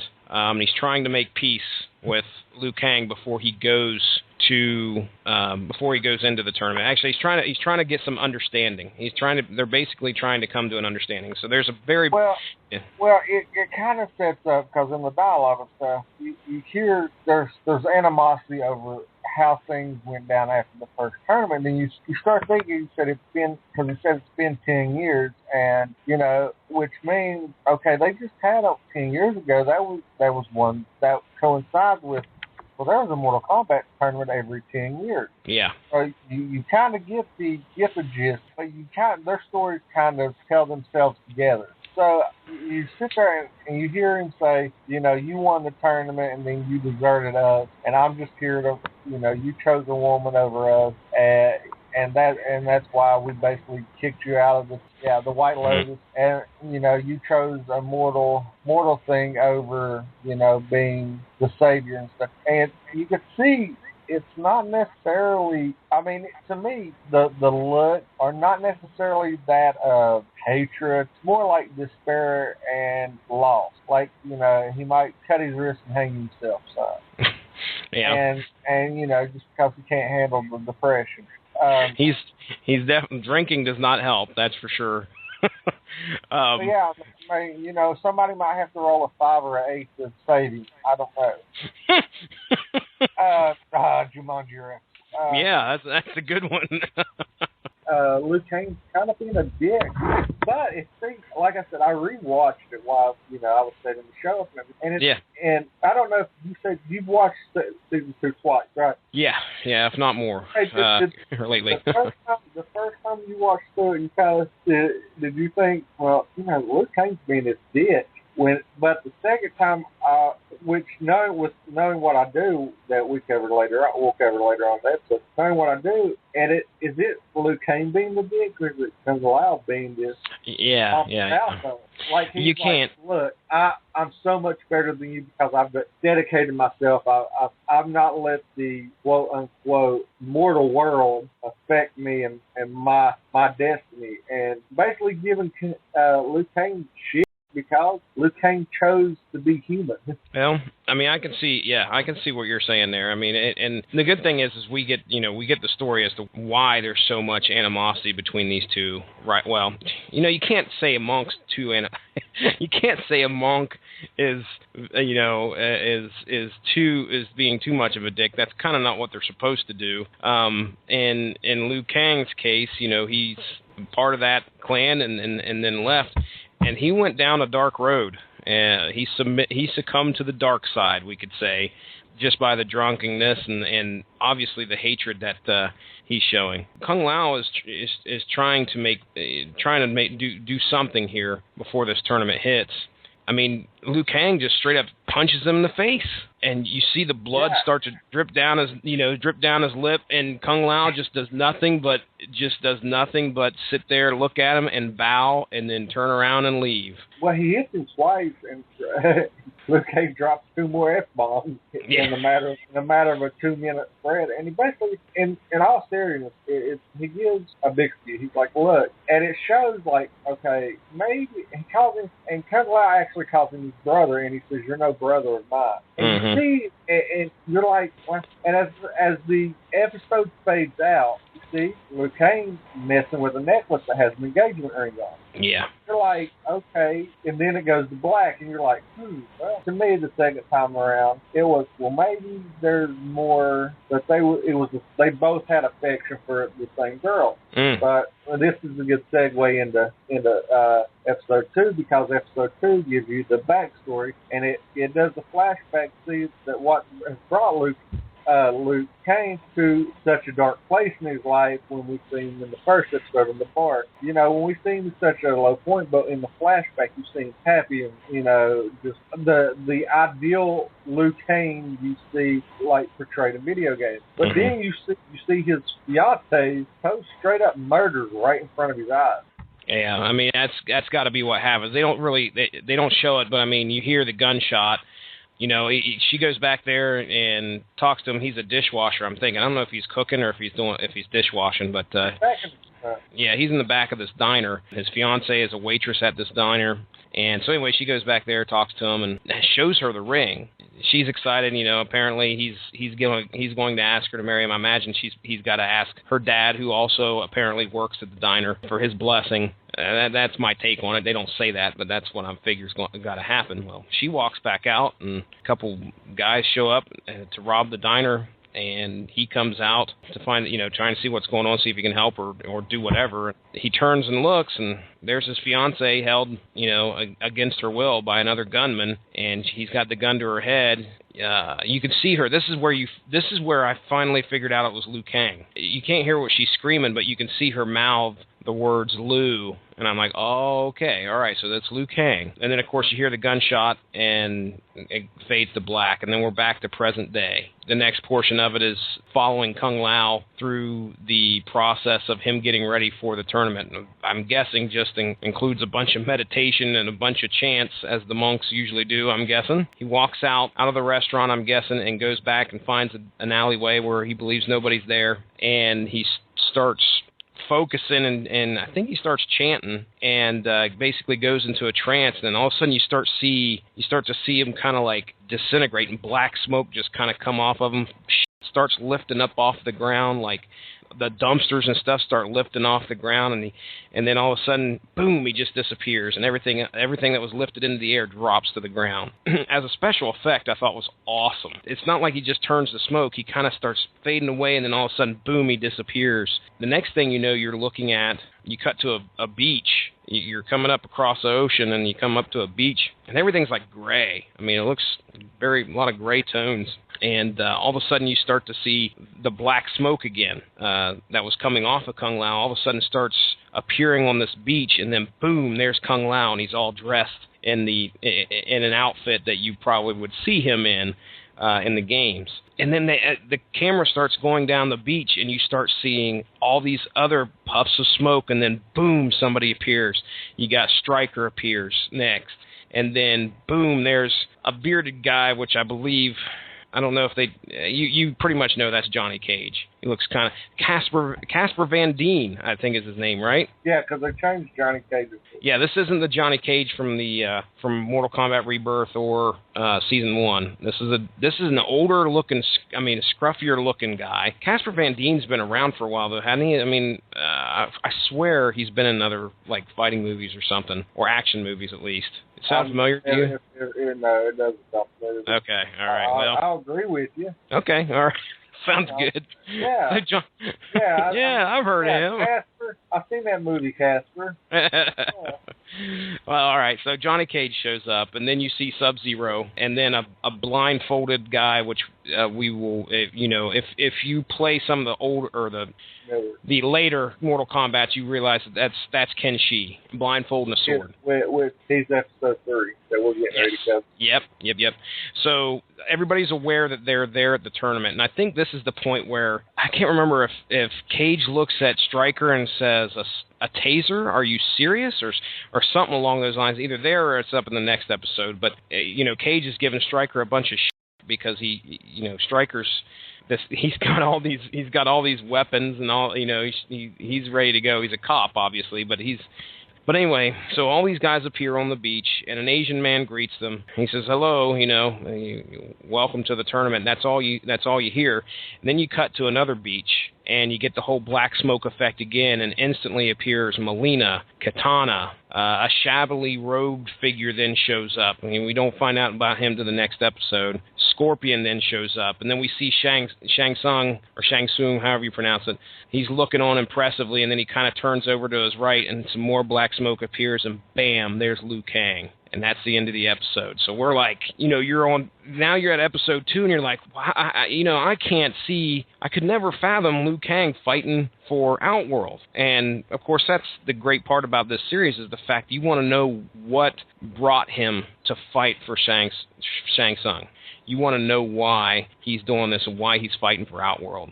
And anyway, that's the end of episode 2. Anything else you want to cover on that one, or anything you want to mention that I missed? Or no, I mean it's crazy because it's like, and I compare this, but I make a lot of comparisons around. It's like you get the heel side and the face side. Yeah. And you start noticing. You're like, wow, it's crazy. This is it's kind of shit's about to get real. Basically. Yeah, you got the main players showing up here, of this for this tournament, and it's time. I mean, we spent a whole season. Season 1 was all backstory, and now we're going, like I said, we're going to get into the nitty gritty. The tournament's going to start. We're bringing the players in, and then we kind of leave it at that until episode 3. It didn't waste time. It kind of jumped right into things and was like, okay, we gave you the fodder, we gave you the slow pace stuff in season 1. Season 2, we're just going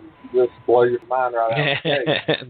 Straightforward. And like I said, you bring up the Ken Shi origin story, which is what we get in episode 3. But before that, before you get into the Ken Shi origin, which is pretty impressive origin. I kind of enjoyed that origin story. Mm-hmm. You watch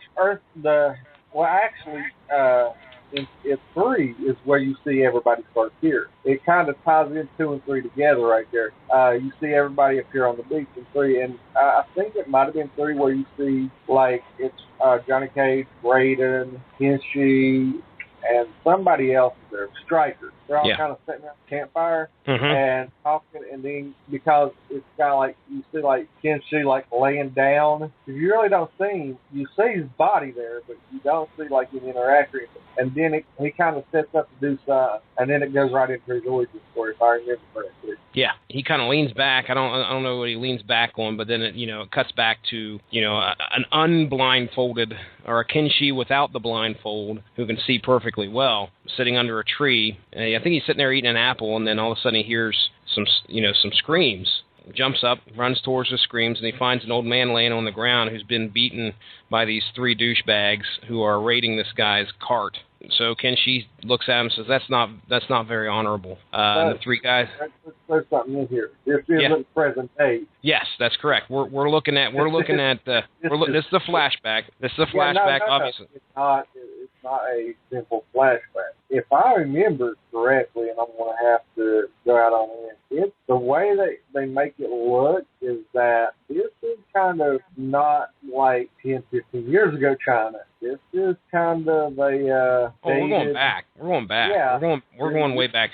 One thing that I've noticed is that, and I just figured this out watching it again, is that they're pulling warriors from different time periods.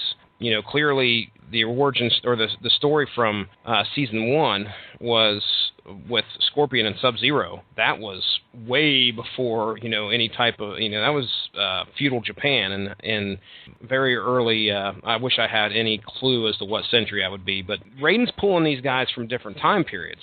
Can she, unless he's become immortal, which could very well be, because we're going to get into the supernatural part of what happened with the story, but seriously, Sub-Zero and Scorpion are definitely not. They definitely have not lived long enough to be here. So yeah, my guess is that Raiden's going back and pulling people to fight for him from different periods of time. Because like I said, you're in the countryside and you keep hearing them talk about this sword, and they have a handwritten map. I mean, if this was like present day Japan, China, somebody would pull out an iPhone. Yeah, these guys. They would say, "Siri, where's this sword?" Because that's what happens. He goes with this guy. He saves this guy, and the guy basically says, through the honor code, I'm indebted. Hey, we get our first, I think our first close to fatality here. We can't, because it's not two. Even though it's not 2 fighters going at it. I mean, Kenshi fucks one of those guys up pretty good with the when he's fighting those three bad guys. He splits one of them straight up the middle, and the guy splits apart and falls apart. That was that's not till after he attains the sword. He attains the sword because he uses that sword that he gets in the cave to do that. Yeah. Now hold on. I'm talking about the douchebags that were raiding that old guy's cart. Yeah. See, I thought he already attained the sword. No. This is when he does when he splits the guy. I thought he had already got the mid sword. No, he doesn't have the sword at this point in time. He saves that old guy, and then the old guy tells him, okay, hey, there's a sword that you might be interested in, and he proceeds to tell him about the cave. And the name of this sword is called the Sword of Sento. Apparently, Shao Kahn had created it, stuck it in this cave, and basically put a demon by the name of Ermac as this sword's guard. And anybody who could get in there and beat Ermac could walk away with the sword. Well, it also goes back to some of the medieval politics, because the sword is actually lodged into its stone. And you must beat Ermac and obtain the sword cleanly from the stone. That's right. And you see that because I think the old man says you must, in order to beat him, you have to stab him in the heart of stone or something strange like that.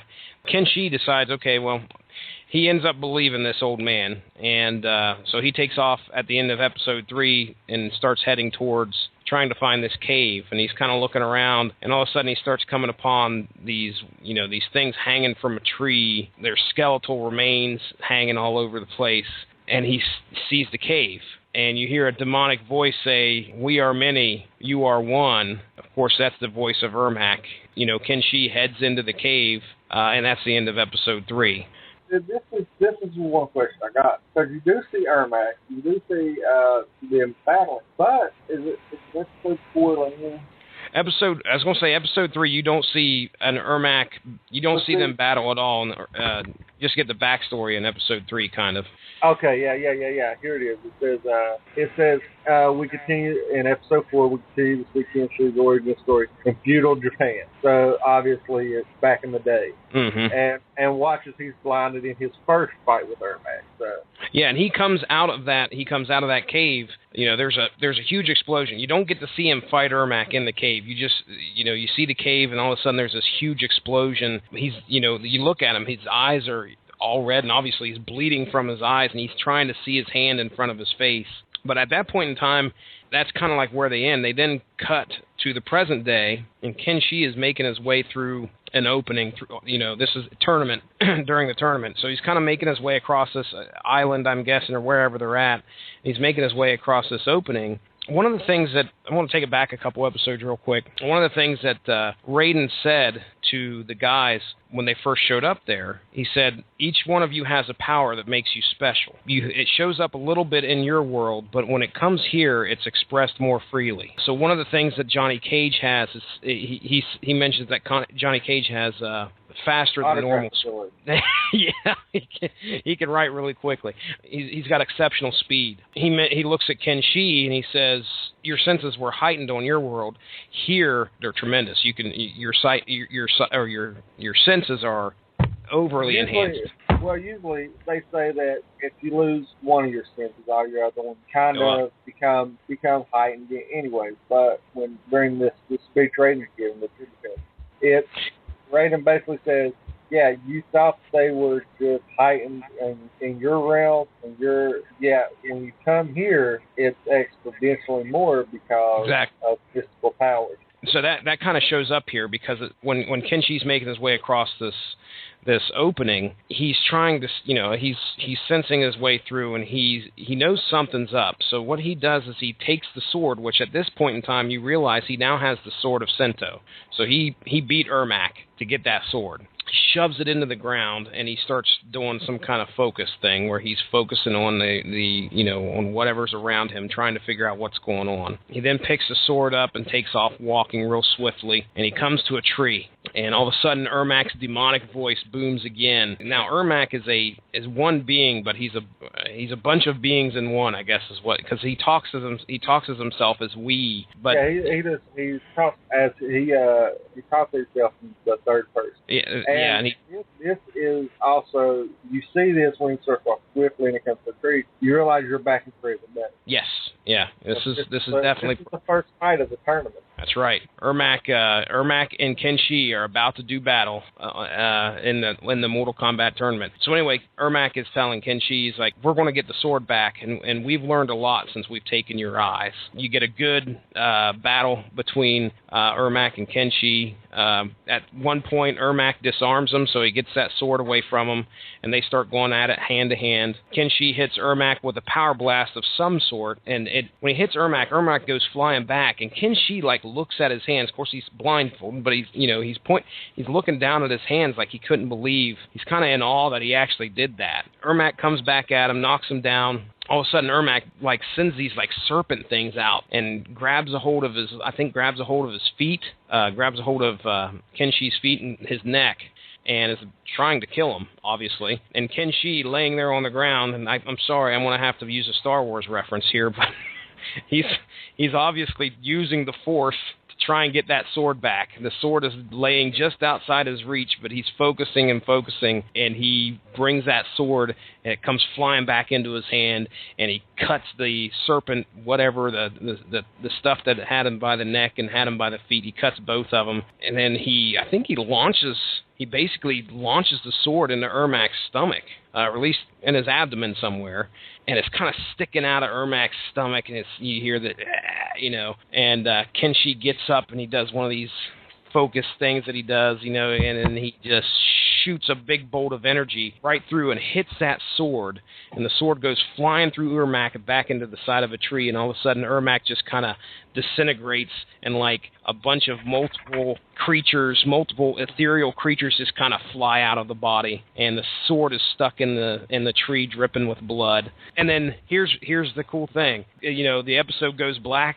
and you hear Shang Tsung, fatality, and then that's the end of episode 4. Not only do we use the start of the tournament, we do the start of the gives you your first real battle sequence, Mm-hmm. and it gives you the your first fatality, which I think there's a total of 4 in this season. We'll get into it. Yeah, So, yeah, there's 3 or 4. and because later on it describes you see how it's perceived. This whole battle is perceived later on because you realize, and I think it's episode 5, and you see a little backstory. You see Shokan getting his quote-unquote daughters ready for the tournament because, of course, they're going to fight for Outlaw. Mm-hmm. And he learns a bit of knowledge because he finds out that the king is still alive, that the imposters are all dead. And I think this actually happened in season 1. It did. And so you've already got Katana. She finds out that her dad has been alive this whole time, kind of learns the truth about everything. But she can't really do anything about it. She's got the doubt there, and, she's got the soul of her mother, Sidel, inside of her, trying to guide her the way. But, like I said, Shokan has got his daughters ready for the tournament. So he sends them to the tournament, and Katana's really uneasy about the truth of the past. She flashes back to where she mistakenly murders her biological father. In the present, the sisters argue as they track Johnny Cage to the forest. They surprise him and take him down. The reason why they surprised Johnny Cage is the whole Ermac fight was kind of drew attention, and they heard it. So they're seeing this from different points of view. You got Johnny Cage on like one side, and you got kind of Melina running up, and they're watching it from like the field, and Johnny Cage is like up on his little knoll, and they see this happen. They see this fight, this first fight of the tournament occurring, and then Johnny Cage, I think, does something, and it catches the girl's attention. Yeah, so he takes off running. Yeah, they're both watching, just like you said, they're watching Kenshi and Ermac duel. Cage is like taken aback when Kenshi shoves that sword, uses that power blast to shove that sword through Ermac, and then Ermac just kind of disintegrating. Cage is like, whoa, what the f-? First off, Cage is not in any way used to this whole supernatural stuff at all. He can't believe he's here in the tournament in the first place. He sees Ermac disintegrate into the demons or whatever, and then Cage kind of steps backwards, and he steps on a stick and breaks a stick. And he looks over, and sure enough, that, just like you said, that got Katana and Melina's attention. Steps on this stick, and he turns around, and he sees these 2 hot ninja assassins staring him down. Twin sisters, all right? And he kind of takes his glasses in Johnny Cage style, puts them down on his nose, or takes them off, I can't remember, but he looks at him and just delivers this, like, perverted smile at both of them, And then Melina decides to smile right back at him, but at this, her smile's a little scarier with her teeth and everything. And at that point in time, the smile turns into a snarl, and she throws a sigh at Johnny Cage, and it goes right by his head. And at that point in time, he delivers my favorite line of the whole season 2, where he looks at him and he goes, "Fuck that," and he starts taking off running and screaming like a little girl. And then that's the end of episode 5. Yeah, but this is something we can get into, because in episode 6 you kind of get a flashback, and you see Johnny Cage getting led down as a corridor, which we find out to be a jail, and he's basically getting taken to the drug thing. Mm-hmm. And as a cop, and I love how the cop's interaction is like, I really liked your movies. He's basically a fan of Johnny Cage. It's kind of hard as a fan to separate that and realize that, hey, look, I've got my job. But because he kind of marks out in Rascal's terms. Yeah, the cop mentions two movies to him. He says, "I loved you in Double Panther and Time Sheriff." I was like, that is some Jean-Claude Van Damme movies all the way around. Because I was thinking Time Cop, and then what was the movie where Jean-Claude was a twin? Double Impact. Double Impact. Was it Double Impact or Double Take? Double Take was something else, I'm pretty sure. I think it's Double Impact. Double Impact was where they were, supposedly twins, and it was just, of course, only Jean-Claude Van Damme. But anyway, yeah, those 2 movie titles, I was like, yeah, that's a nice little nod there. Do you remember why he got thrown in jail? Didn't he, like, crash some kind of party? He crashed Chuck Norris's movie premiere. Like, so I must maybe it's Expendables 2 or 3 or something. I don't know. Anyway, found that entertaining. But go ahead. I'm sorry, I interrupted you. Oh, you're good. But you kind of see this, and this is it flashes back to it gives a nod to one of my favorite parts of the movie, and that's you see him sitting in the drunk tank, and like everybody's just looking at him. Oh yeah, they want to kick his ass. He's got like these hardcore criminals and stuff, and they're basically kind of each other kind of sizing them up, and it's like, and then all of a sudden everything just freezes, and you kind of look over and you see our boy Raiden. Mm-hmm. Starts giving him his tip. You see the time stop thing, and Cage is like, oh no, not again, because this is obviously alluding back to season 1, where Shang Tsung had visited him in season 1. So, but now it's Raiden who comes in and gives him the pitch, and Cage, of course, thinks he's going crazy. But Raiden says, "Listen, if you listen to what I have to say, and you make a decision, you don't want to join me, then I'll leave you, and you won't have any more hallucinations." So then we cut to present day, and this is immediately after Cage is still running, trying to hide from Melina. Melina shows up, and of course they have a battle, a little fight scene there. Cage, there's some good stuff in this fight scene though. I mean, Cage nails Melina with a kick, and he delivers that famous line of his show, "You got caged." Yeah, I mean it's a fun episode. Don't get me wrong. It's my, like I said on the last show we done. I would have liked Raiden Johnny Cage interaction being Johnny Cage origin story. Then just expanded that a little bit. Show the premiere, and then Johnny Cage trying to crash it and getting arrested, and then let that and then like show the downfall that he went through, like as Raiden talks to him, and like have Raiden like touch his mind and stuff to show, and kind of have like little, I know this doesn't sound really lame, like Vine videos of the good stuff that he's done. Yeah. Like how Vine videos like just I got you.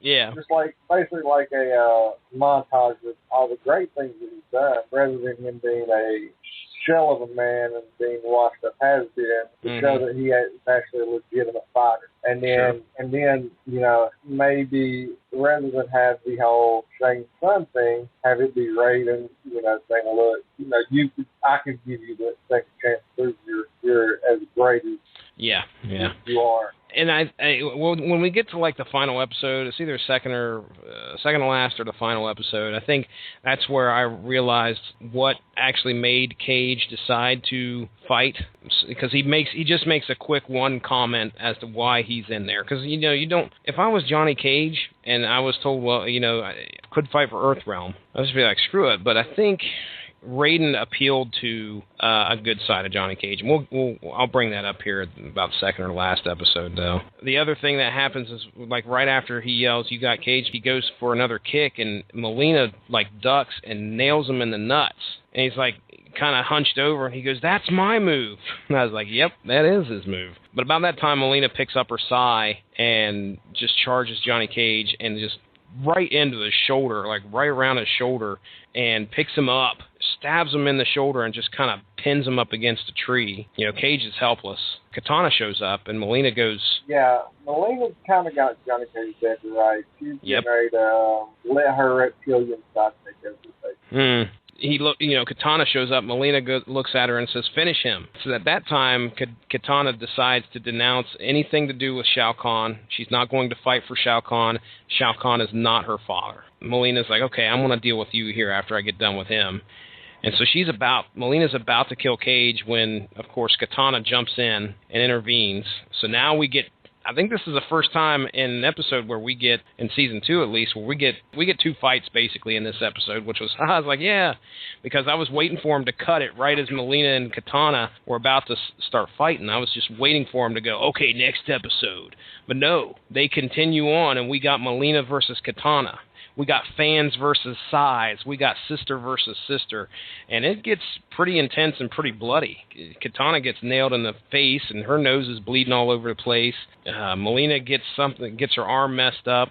So anyway, they go at it, and then they have a stare down. They go back at it again, and Melina ends up overtaking Katana, and she's on the ground, and she's about to kill or about to finish her. And Cage shows up, stabs Melina in the foot, and that's from my sunglasses, stabs her in the foot with her own sai, and immediately Katana gets up, opens up the fans, and whoosh, cuts Melina's head off right at the jawline. Okay, this isn't just it's right there, like right through her mouth. And of course, my 4-year-old shows up right when Katana chomps Melina's head in half.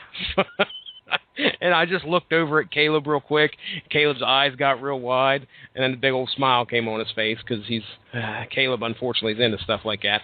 But anyway, he cuts her head off right at the jawline. And what does Cage do when he gets up?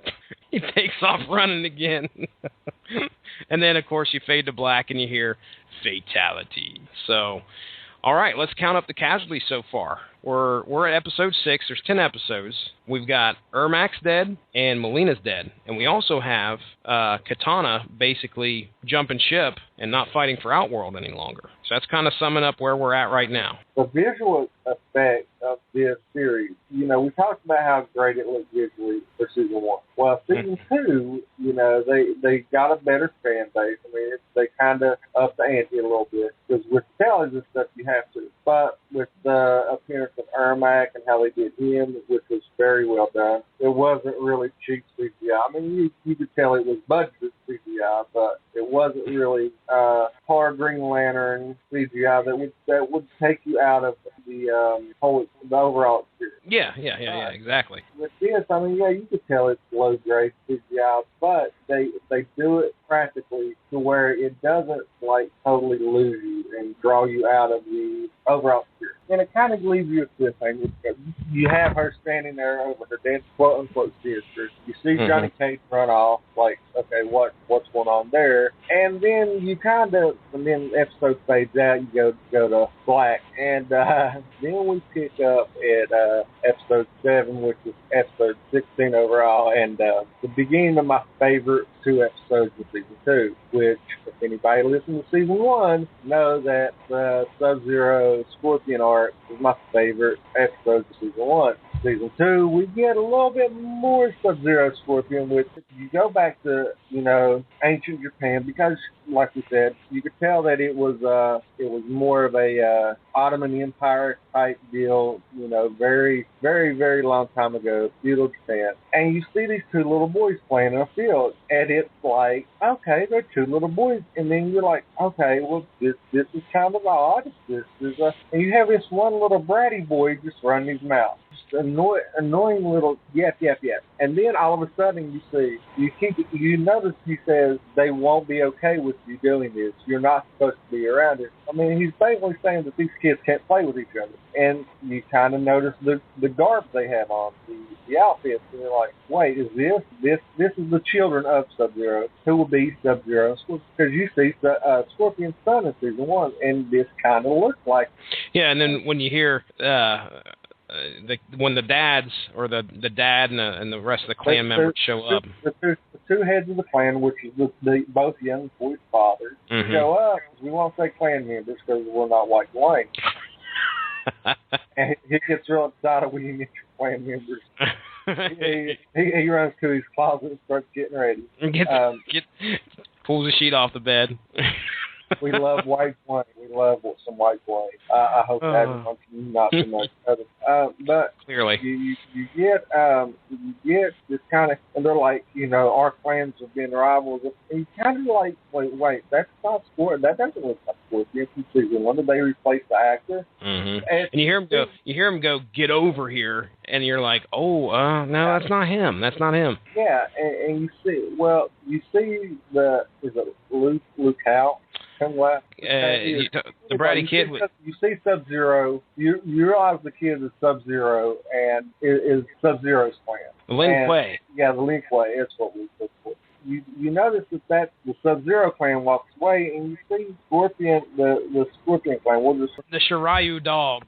But you get to notice that they're walking away, and the little boy looks up at his dad and goes, "But he's my friend. Why must we do this?" And his dad really don't give him an answer. His dad gives him kind of a bluff. Well, our clans have always been enemies, and it shall be from here until eternity. And you're like, well, that's kind of a douchebag move. So you see the friendship, and then you realize, well, wait, those little boys were Sub-Zero and Scorpion, because it shows them grown up. It shows Scorpion grown up with his son, Little Scorpion. Little Scorpion. It's Too Cold Scorpio. Yeah, with little boy Too Cold Scorpio. And he starts, you see the Scorpion family, you know, we got Big Scorpion, Mama Scorpion, and Tuco. And Tuco takes off running, and he's like, you know, don't go so far ahead, you know, stay with us. And next thing you know, he's calling for his son, don't get hurt. So he kind of is concerned, so he walks up and sees the Sub-Zero clan. One of the guys told his son, he's like, you know, under the terms of our clans that me and your brother worked out, you realize the guy holding his little bratty kid from the beginning, and because he goes on, well, my brother never seen you for what you are, and you can tell that he drank the Kool-Aid, that he's brainwashed, that if you think about it, the Scorpion side of the rivalry was all about TP, you know, wasn't really concerned about rivalry. But, you know, this kid was brought up and his little buddies, his little Cobra Kai buddies that trained down the gym, they wanted to fuck Danielson up. So he starts bitching and complaining, and, you know, this isn't you shouldn't let your son out. And Scorpion's like, you know, look, me and your brother have an agreement, a non-violent agreement. This road is shared by both of us. And he's like, well, I'll just see about that. And you just see the little boy go back running to his mother, and she just buries his head in her shoulder so he doesn't see what's about to happen. Yeah. And you see Scorpion close the mask, and you see the spear drop from his hand. It's like, okay, shit's about to get real. Yep. And then you hear the battle off screen, and you're like, okay, something happened. And then it kind of just changes to the same field that you saw at the beginning where these two little boys are playing. You see Scorpion and Sub-Zero walk toward each other, and you're like, oh, hell nah, they about to get it on. You know, and what Scorpion says, it saddens me that I had to do this to your brother, but you must understand. And Sub-Zero being the person, they had an agreement. They wanted to crush all the animosity between their tribes. They both became tribe heads, and they basically, their generation was going to put an end to everything due to their friendship, because they were still friends even. And it goes back to season 1, where, you know, you see Scorpion's family get murdered, and he's like, you know, we had an agreement. And you understand. You get that backstory that, okay, we see this. It's got a little bit, but how do we get that? Well, this gives you even more backstory on Scorpion and Sub-Zero. They were best friends growing up. And despite what their fathers thought, their friendship butted into them coming to a contractual obligation to end the feud between clans, to make it the stop the bloodshed, basically. Yeah. And he goes, I'm sorry for this. I'm really sorry that it had to come to this. I hope there's no retaliation. Sub-Zero says, I understand you did what you had to do. There will be no retaliation on my plan. And that's when you make the call back to season 1 and why Scorpion is so hurt and so rageful when Shao Tsung and everybody and what's his name? Quan Chi. Yeah, Quan Chi is getting with the revenge of Sub-Zero. You see that and you get where that hatred's from. You know, he was betrayed by his best friend. Marty Jannetty is getting his revenge for getting thrown to the ball. Scorpion is driven by vengeance, obviously, for what's happened to his family and his clan. What is very interesting here is the fact that Scorpion killed Sub-Zero's brother. I know I've said it before on the previous podcast. I never saw Sub-Zero as a bad guy. And of course, he isn't. I mean, he's fighting for Earthrealm. Plus, it was Quan Chi and Shang Tsung in his guise that was doing the murdering. But anyway, Sub-Zero has every opportunity to become vengeful against Scorpion. at this point in time. I mean, he killed his brother. Sub-Zero could have easily went the way of vengeance here, but instead, he valued his friendship with Scorpion over vengeance and understood that the way his father had, both of their fathers and their fathers' fathers had done things with the clan was all because of trust issues. In this meeting, Sub-Zero said that the other two guys lived. His brother did not, and he was going to deal with the other two. But the other two had said that Scorpion was the aggressor. Yeah, it was an unprovoked attack. He took the word of Scorpion over these two guys, and he very well could have done of his own clan. So, that right there, or Sub-Zero is definitely, definitely on the good side. But we also look at this. We compare Scorpion and Sub-Zero, and Scorpion's fighting for vengeance when Sub-Zero had every opportunity to fight for vengeance and decided not to. But you also got to think, a lifelong friend over someone that you take the word of a lifelong friend that's trying to save the broader spectrum. Yeah. And like Sub-Zero knew how his brother was. He knew his brother believed the hype. Knew his brother had been brainwashed to the whole thing. So, I mean, that plays it there too. But then it closes that out, and you're like, okay. And you see, is it this one where you see Scorpion sitting on the log meditating? Yep, he's meditating. And then all of a sudden you see him vanish. You see his eyes roll up and vanish, and it says, "Get over here." I think that's how episode 6 closes. Episode 7 closes, we're back to the same field. And you see Sub-Zero walking through the field. And the next thing you know, you get a teleport punch from Scorpion, which brings us to the next fight in the tournament, Sub-Zero Scorpion. What was neat about this episode is that episode 7 is basically a recap of kind of what happened in season 1. There's a mystic that comes to Baihan, or Sub-Zero, and says, "Hey, let me tell you." 8. Yeah, episode 8. Sorry. Yeah, So he comes to Sub-Zero and says, "Let me tell you what's happened." And he basically gives Sub-Zero the lowdown on how Shang Tsung and Quan Chi murdered Scorpion's clan and family as Sub-Zero. And be prepared because Hanzo is now dead. Scorpion's in his place.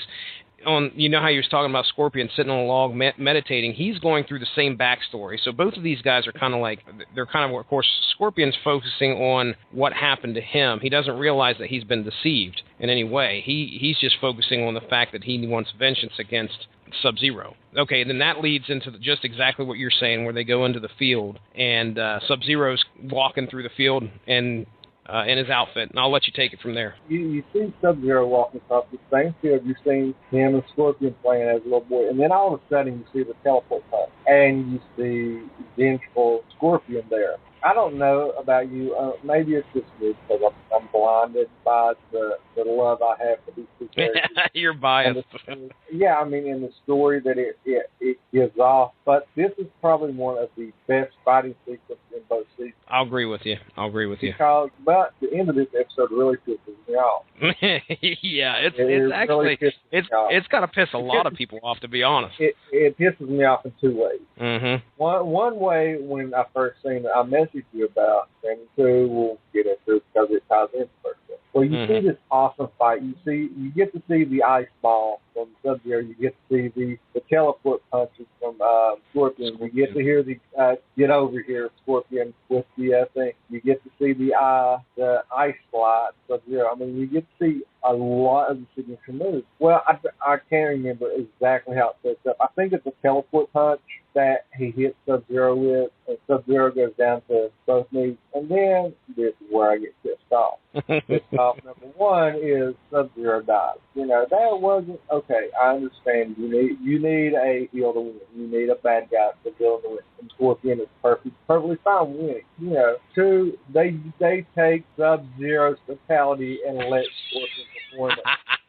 What's funny is that watching it again today is the first time that I actually picked up on that. When I first watched the second season through, I thought, oh man, he got him with a fatality. It didn't occur to me that it was Scorpion using Sub-Zero's fatality on him, against him. Yes, it's Sub-Zero's fatality from Mortal Kombat 1, where he grabs the back of your head and rips your head off and your spinal column And he just holds it, and he holds it up like a trophy. I mean, the visual is pretty badass. I mean, throughout the fight, you hear, Sub-Zero is a Scorpion screaming about vengeance, vengeance, vengeance, vengeance, and right at the end, Sub-Zero is trying to explain to him, listen, you've been deceived, no, Hanzo, no, and then of course the teleport, boom, right behind him, and just like you said, he grabs him in the back of his neck and just rips his head off with his spine attached to it. Episode fades to black, and he got fatality. So your favorite guy's gone. He is Sub-Zero's your favorite, right? Or you Scorpion fan? I'm Sub-Zero, and so I mean, I'm on the verge of not watching season 3. But the fact that I'm off Sub-Zero, makes me want to write angry letters and get about it on. But I agree with you 100%. I think it's one of the best fighting scenes. A good bit of the classic moves in there. That definitely puts a smile on my face. But the ending, I agree with you. It's unfortunate. To be honest, I can't believe they killed Sub-Zero off. Well, I've got an idea what's going to happen. Okay. Is like in the game, you had Sub-Zero, and they teased the fact that Sub-Zero's brother was fighting under his moniker and costume to find out what really went wrong with Scorpion. So I think that they might try to go that route and say that you didn't really defeat Sub-Zero, you killed his brother. Kind of like in the Mortal Kombat Rebirth, in that little 8-minute short, and they tell Scorpion when they bring him in, when they're using him as a vigilante and a hired gun mercenary, that the guy you thought you killed was Sub-Zero's brother, not the real Sub-Zero. So it can't be his bratty brother, because Scorpion already killed us. Yeah. So, but who's to say that he doesn't have another brother? Well, no. I mean, who's to say Raiden doesn't show up and spare the brother's life to fight in a previous Mortal Kombat? Okay. Or Earthrealm. And you know what I'm saying? I mean, I hate the fact they killed Han off. They should have kept him around instead of trying. If they try to bring him back, I mean, they should have just kept him around. But you never. Yeah, it'll be interesting to see how they do it. You gotta look. This is your web series. They don't expect it to get very long. So you don't. You True. Need the wrestlers, and you have the opportunity to I agree. Stuff around and be a detriment to the overall product. So I think it was it kind of rushed? No, because I mean, if you think about it, you got 5 episodes of Scorpion Sub-Zero out of a total of what? Yeah, yeah. 22. 22 or 23. Yeah. So you think out of say 23 episodes, 18 of them didn't focus. You had almost a fifth, over a quarter of the episodes was dedicated to 2 of the most popular characters. Can't ask for much more. I agree. Yeah, I mean, you kind of told the story that needed to be told, and you touched a lot of high points in the story, all the important stuff, and then it's like, okay, we need to wrap this up, rather than string it so long. And so, I like them doing it, no, but them doing it didn't bother me as much, because I felt the story had been told as best they could do it. So I see that them going forward with it, I understand why. So let's move on to episode 9, which 9 kind of ties up the questions you have in episodes 1 and 2. Mm-hmm. And I'll let you, since I took the over with Sub-Zero Scorpion stuff, I'll let you take the last episode, since you're doing it. You've done a great job on the previous episodes. We'll give everybody recaps on them, and I'll play the color commentator on. Okay, so episode 9 starts out. We get a little message. It tells us this was 2 weeks ago. So this is probably 2 weeks prior to the tournament. You see a black truck roll into this hotel. Out walks this guy who walks into the hotel room. The guy that walks into the hotel room, never seen him before in any episodes. So I'm like, what is up? Wait, you see this guy sitting at a desk. Another guy in the hotel. He's got his back turned toward the door, and he's kind of just sitting there. And the guy from the truck is kind of upset at him. He's upset at him about something. Of course, the guy at the desk is not saying anything back to him. So the guy from the truck says, okay, if that's the way it's going to be, and he pulls a pistol out and pops the guy in the head, shoots him, and he falls forward. So the guy walks up there to check him, make sure he's dead, I'm guessing. When he grabs his head and pulls it back, he realizes that somebody's already slashed this dude's throat. And all you see is a door kind of open behind him. The bathroom door kind of opens behind this guy. there stands Liu Kang. He walks forward, and then you fade to black.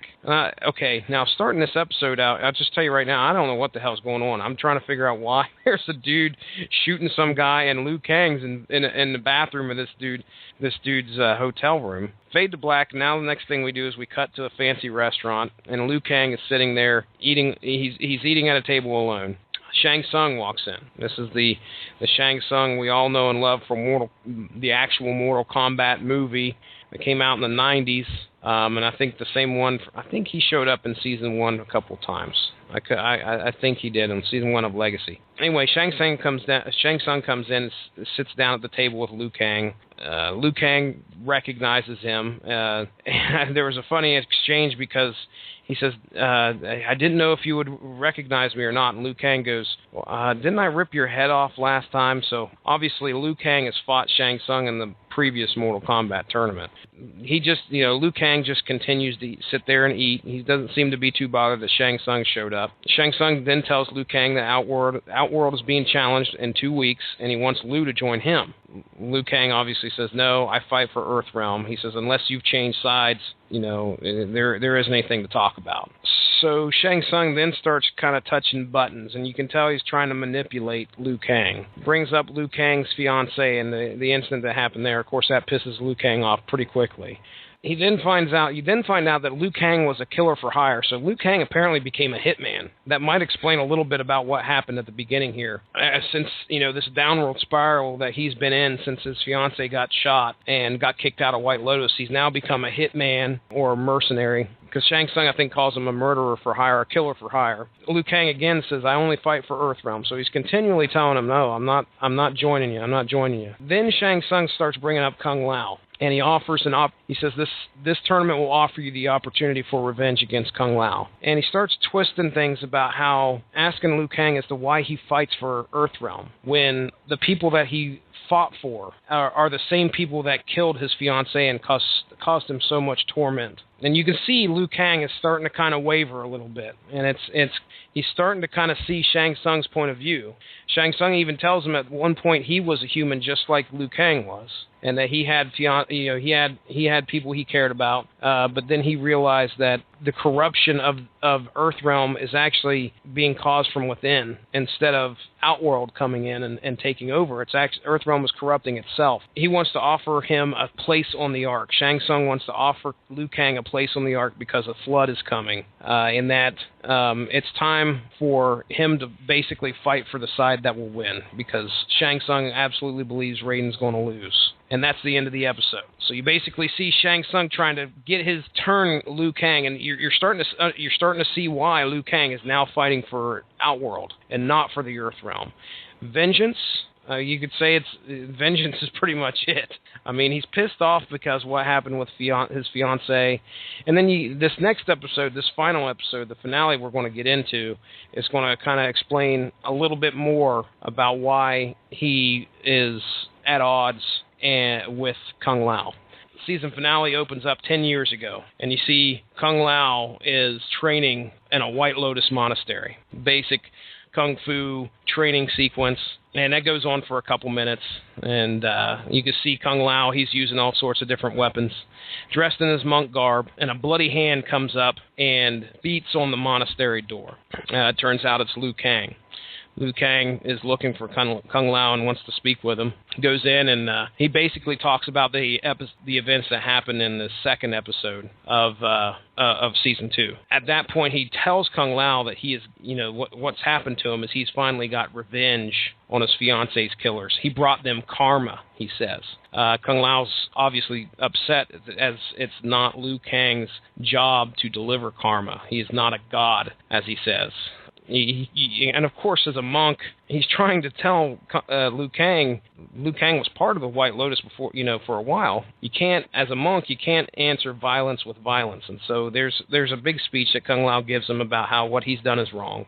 He cannot enact vengeance upon those that have wronged him. Liu Kang is basically just, you can tell, like Teasley said earlier, he's desperate for something. He's looking for understanding. He wants understanding from Kung Lao. You can tell that these two have had a friendship both of them being members of White Lotus. And I think at some point, Kung Lao admits, it might have been at the beginning of this episode, or this episode, or the beginning of the season, but he admits he felt he should have been there. He should have visited when Liu Kang's fiance got killed.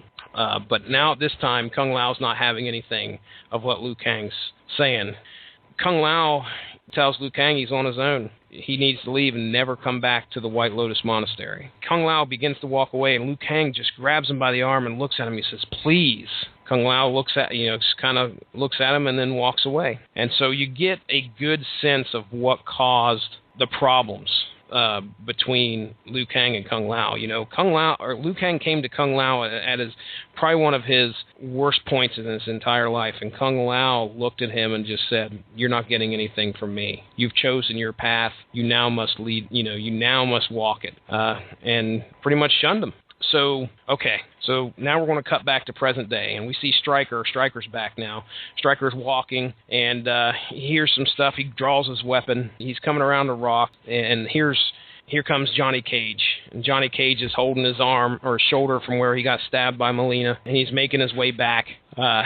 So Stryker sets him down and starts tending to his wound, and Cage starts telling him about the battle between him and Melina, and how Katana had showed up. Kind of discusses what happened about how Katana ended up helping Johnny Cage. You see Stryker bend down to do something, and there stands Liu Kang, and he's got a fireball ready. Cage barely sees him just in the nick of time as Liu Kang throws this fireball towards both of them. So apparently Stryker's knocked out, and Cage gets up, and he's got his arms in a sling, so he's got one arm, and Liu Kang looks at him and says, "Hey, you're that actor." And so they kind of banter back and forth, and a one-armed Cage decides, okay, it's time to go to battle. And I think this is the point in which I mentioned earlier, where Cage says that he was offered the opportunity to fight in the tournament because, it's the one good thing that he could do. So I think at that point, when Raiden came to him, he basically offered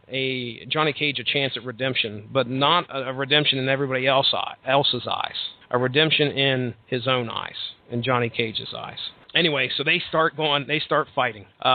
Liu Kang gets the better of him, obviously, and gets Johnny Cage laying on the ground, hits him, throws a punch while Johnny Cage is laying, prone on the ground, throws a punch and nails him in the chest and, divots Johnny Cage into the earth. So at that point, Liu Kang has realized that he's won the battle, and it's time to finish him, conjures up a fireball, and is about to fry Johnny Cage. Liu Kang gets nailed from behind by a recovering Stryker who has then hit Liu Kang with a taser. Stryker's got Liu Kang by the balls, basically. Liu Kang drops to his knees as the taser continues to click, but then he gets up, and then you start to see the rage that you saw him fight with in the first episode. And he comes at Stryker, and Stryker obviously realizes the taser's not working, grabs a pistol and starts trying to shoot Liu Kang. Liu Kang comes at him and just starts boom, boom, beating the crap out of him. At some point, Liu Kang gets the gun from Stryker and just starts taking the butt of that pistol and just waylaying him in the head, right in the freaking forehead, 5 or 6 times. And then Stryker falls backwards. And at that point, Liu Kang's like, okay, well, now I got to end this. Liu Kang points the pistol at Stryker and is getting ready to pull the trigger when from out of nowhere comes a hat, that signature hat, and it hits the gun out of Liu Kang's hand. Kung Lao is there now, and Kung Lao is amazed to see that Liu Kang is now in the tournament, and even more amazed to see him fighting for Outworld. Kung Lao attempts to appeal to Liu Kang and the goodness that's left in him and say, what are you doing here? Why are you fighting for Outworld? You're better than that. Liu Kang tells Kung Lao that he's finally come to the realization that humanity is not worth defending. Kung Lao looks at him and says, I'm not fighting you. I'm not going to fight you, Liu Kang. Liu Kang looks at him and says, "Then you will die." Both of them standing probably 10 feet apart, and that's the last shot you see of season 2. The music cues up, and then boom, fade to black, and you got "to be continued," continued spelled with a K. So it was the epic way of ending Mortal Kombat Legacy Season 2. So Jason Teasley, I'm going to give you my final thoughts on Season 2. Love Season 2 of Mortal Kombat Legacy. If you guys get a chance to watch it. Give it a shot, though. You're going to be amazed and surprised at what these people done with a franchise such as Mortal Kombat.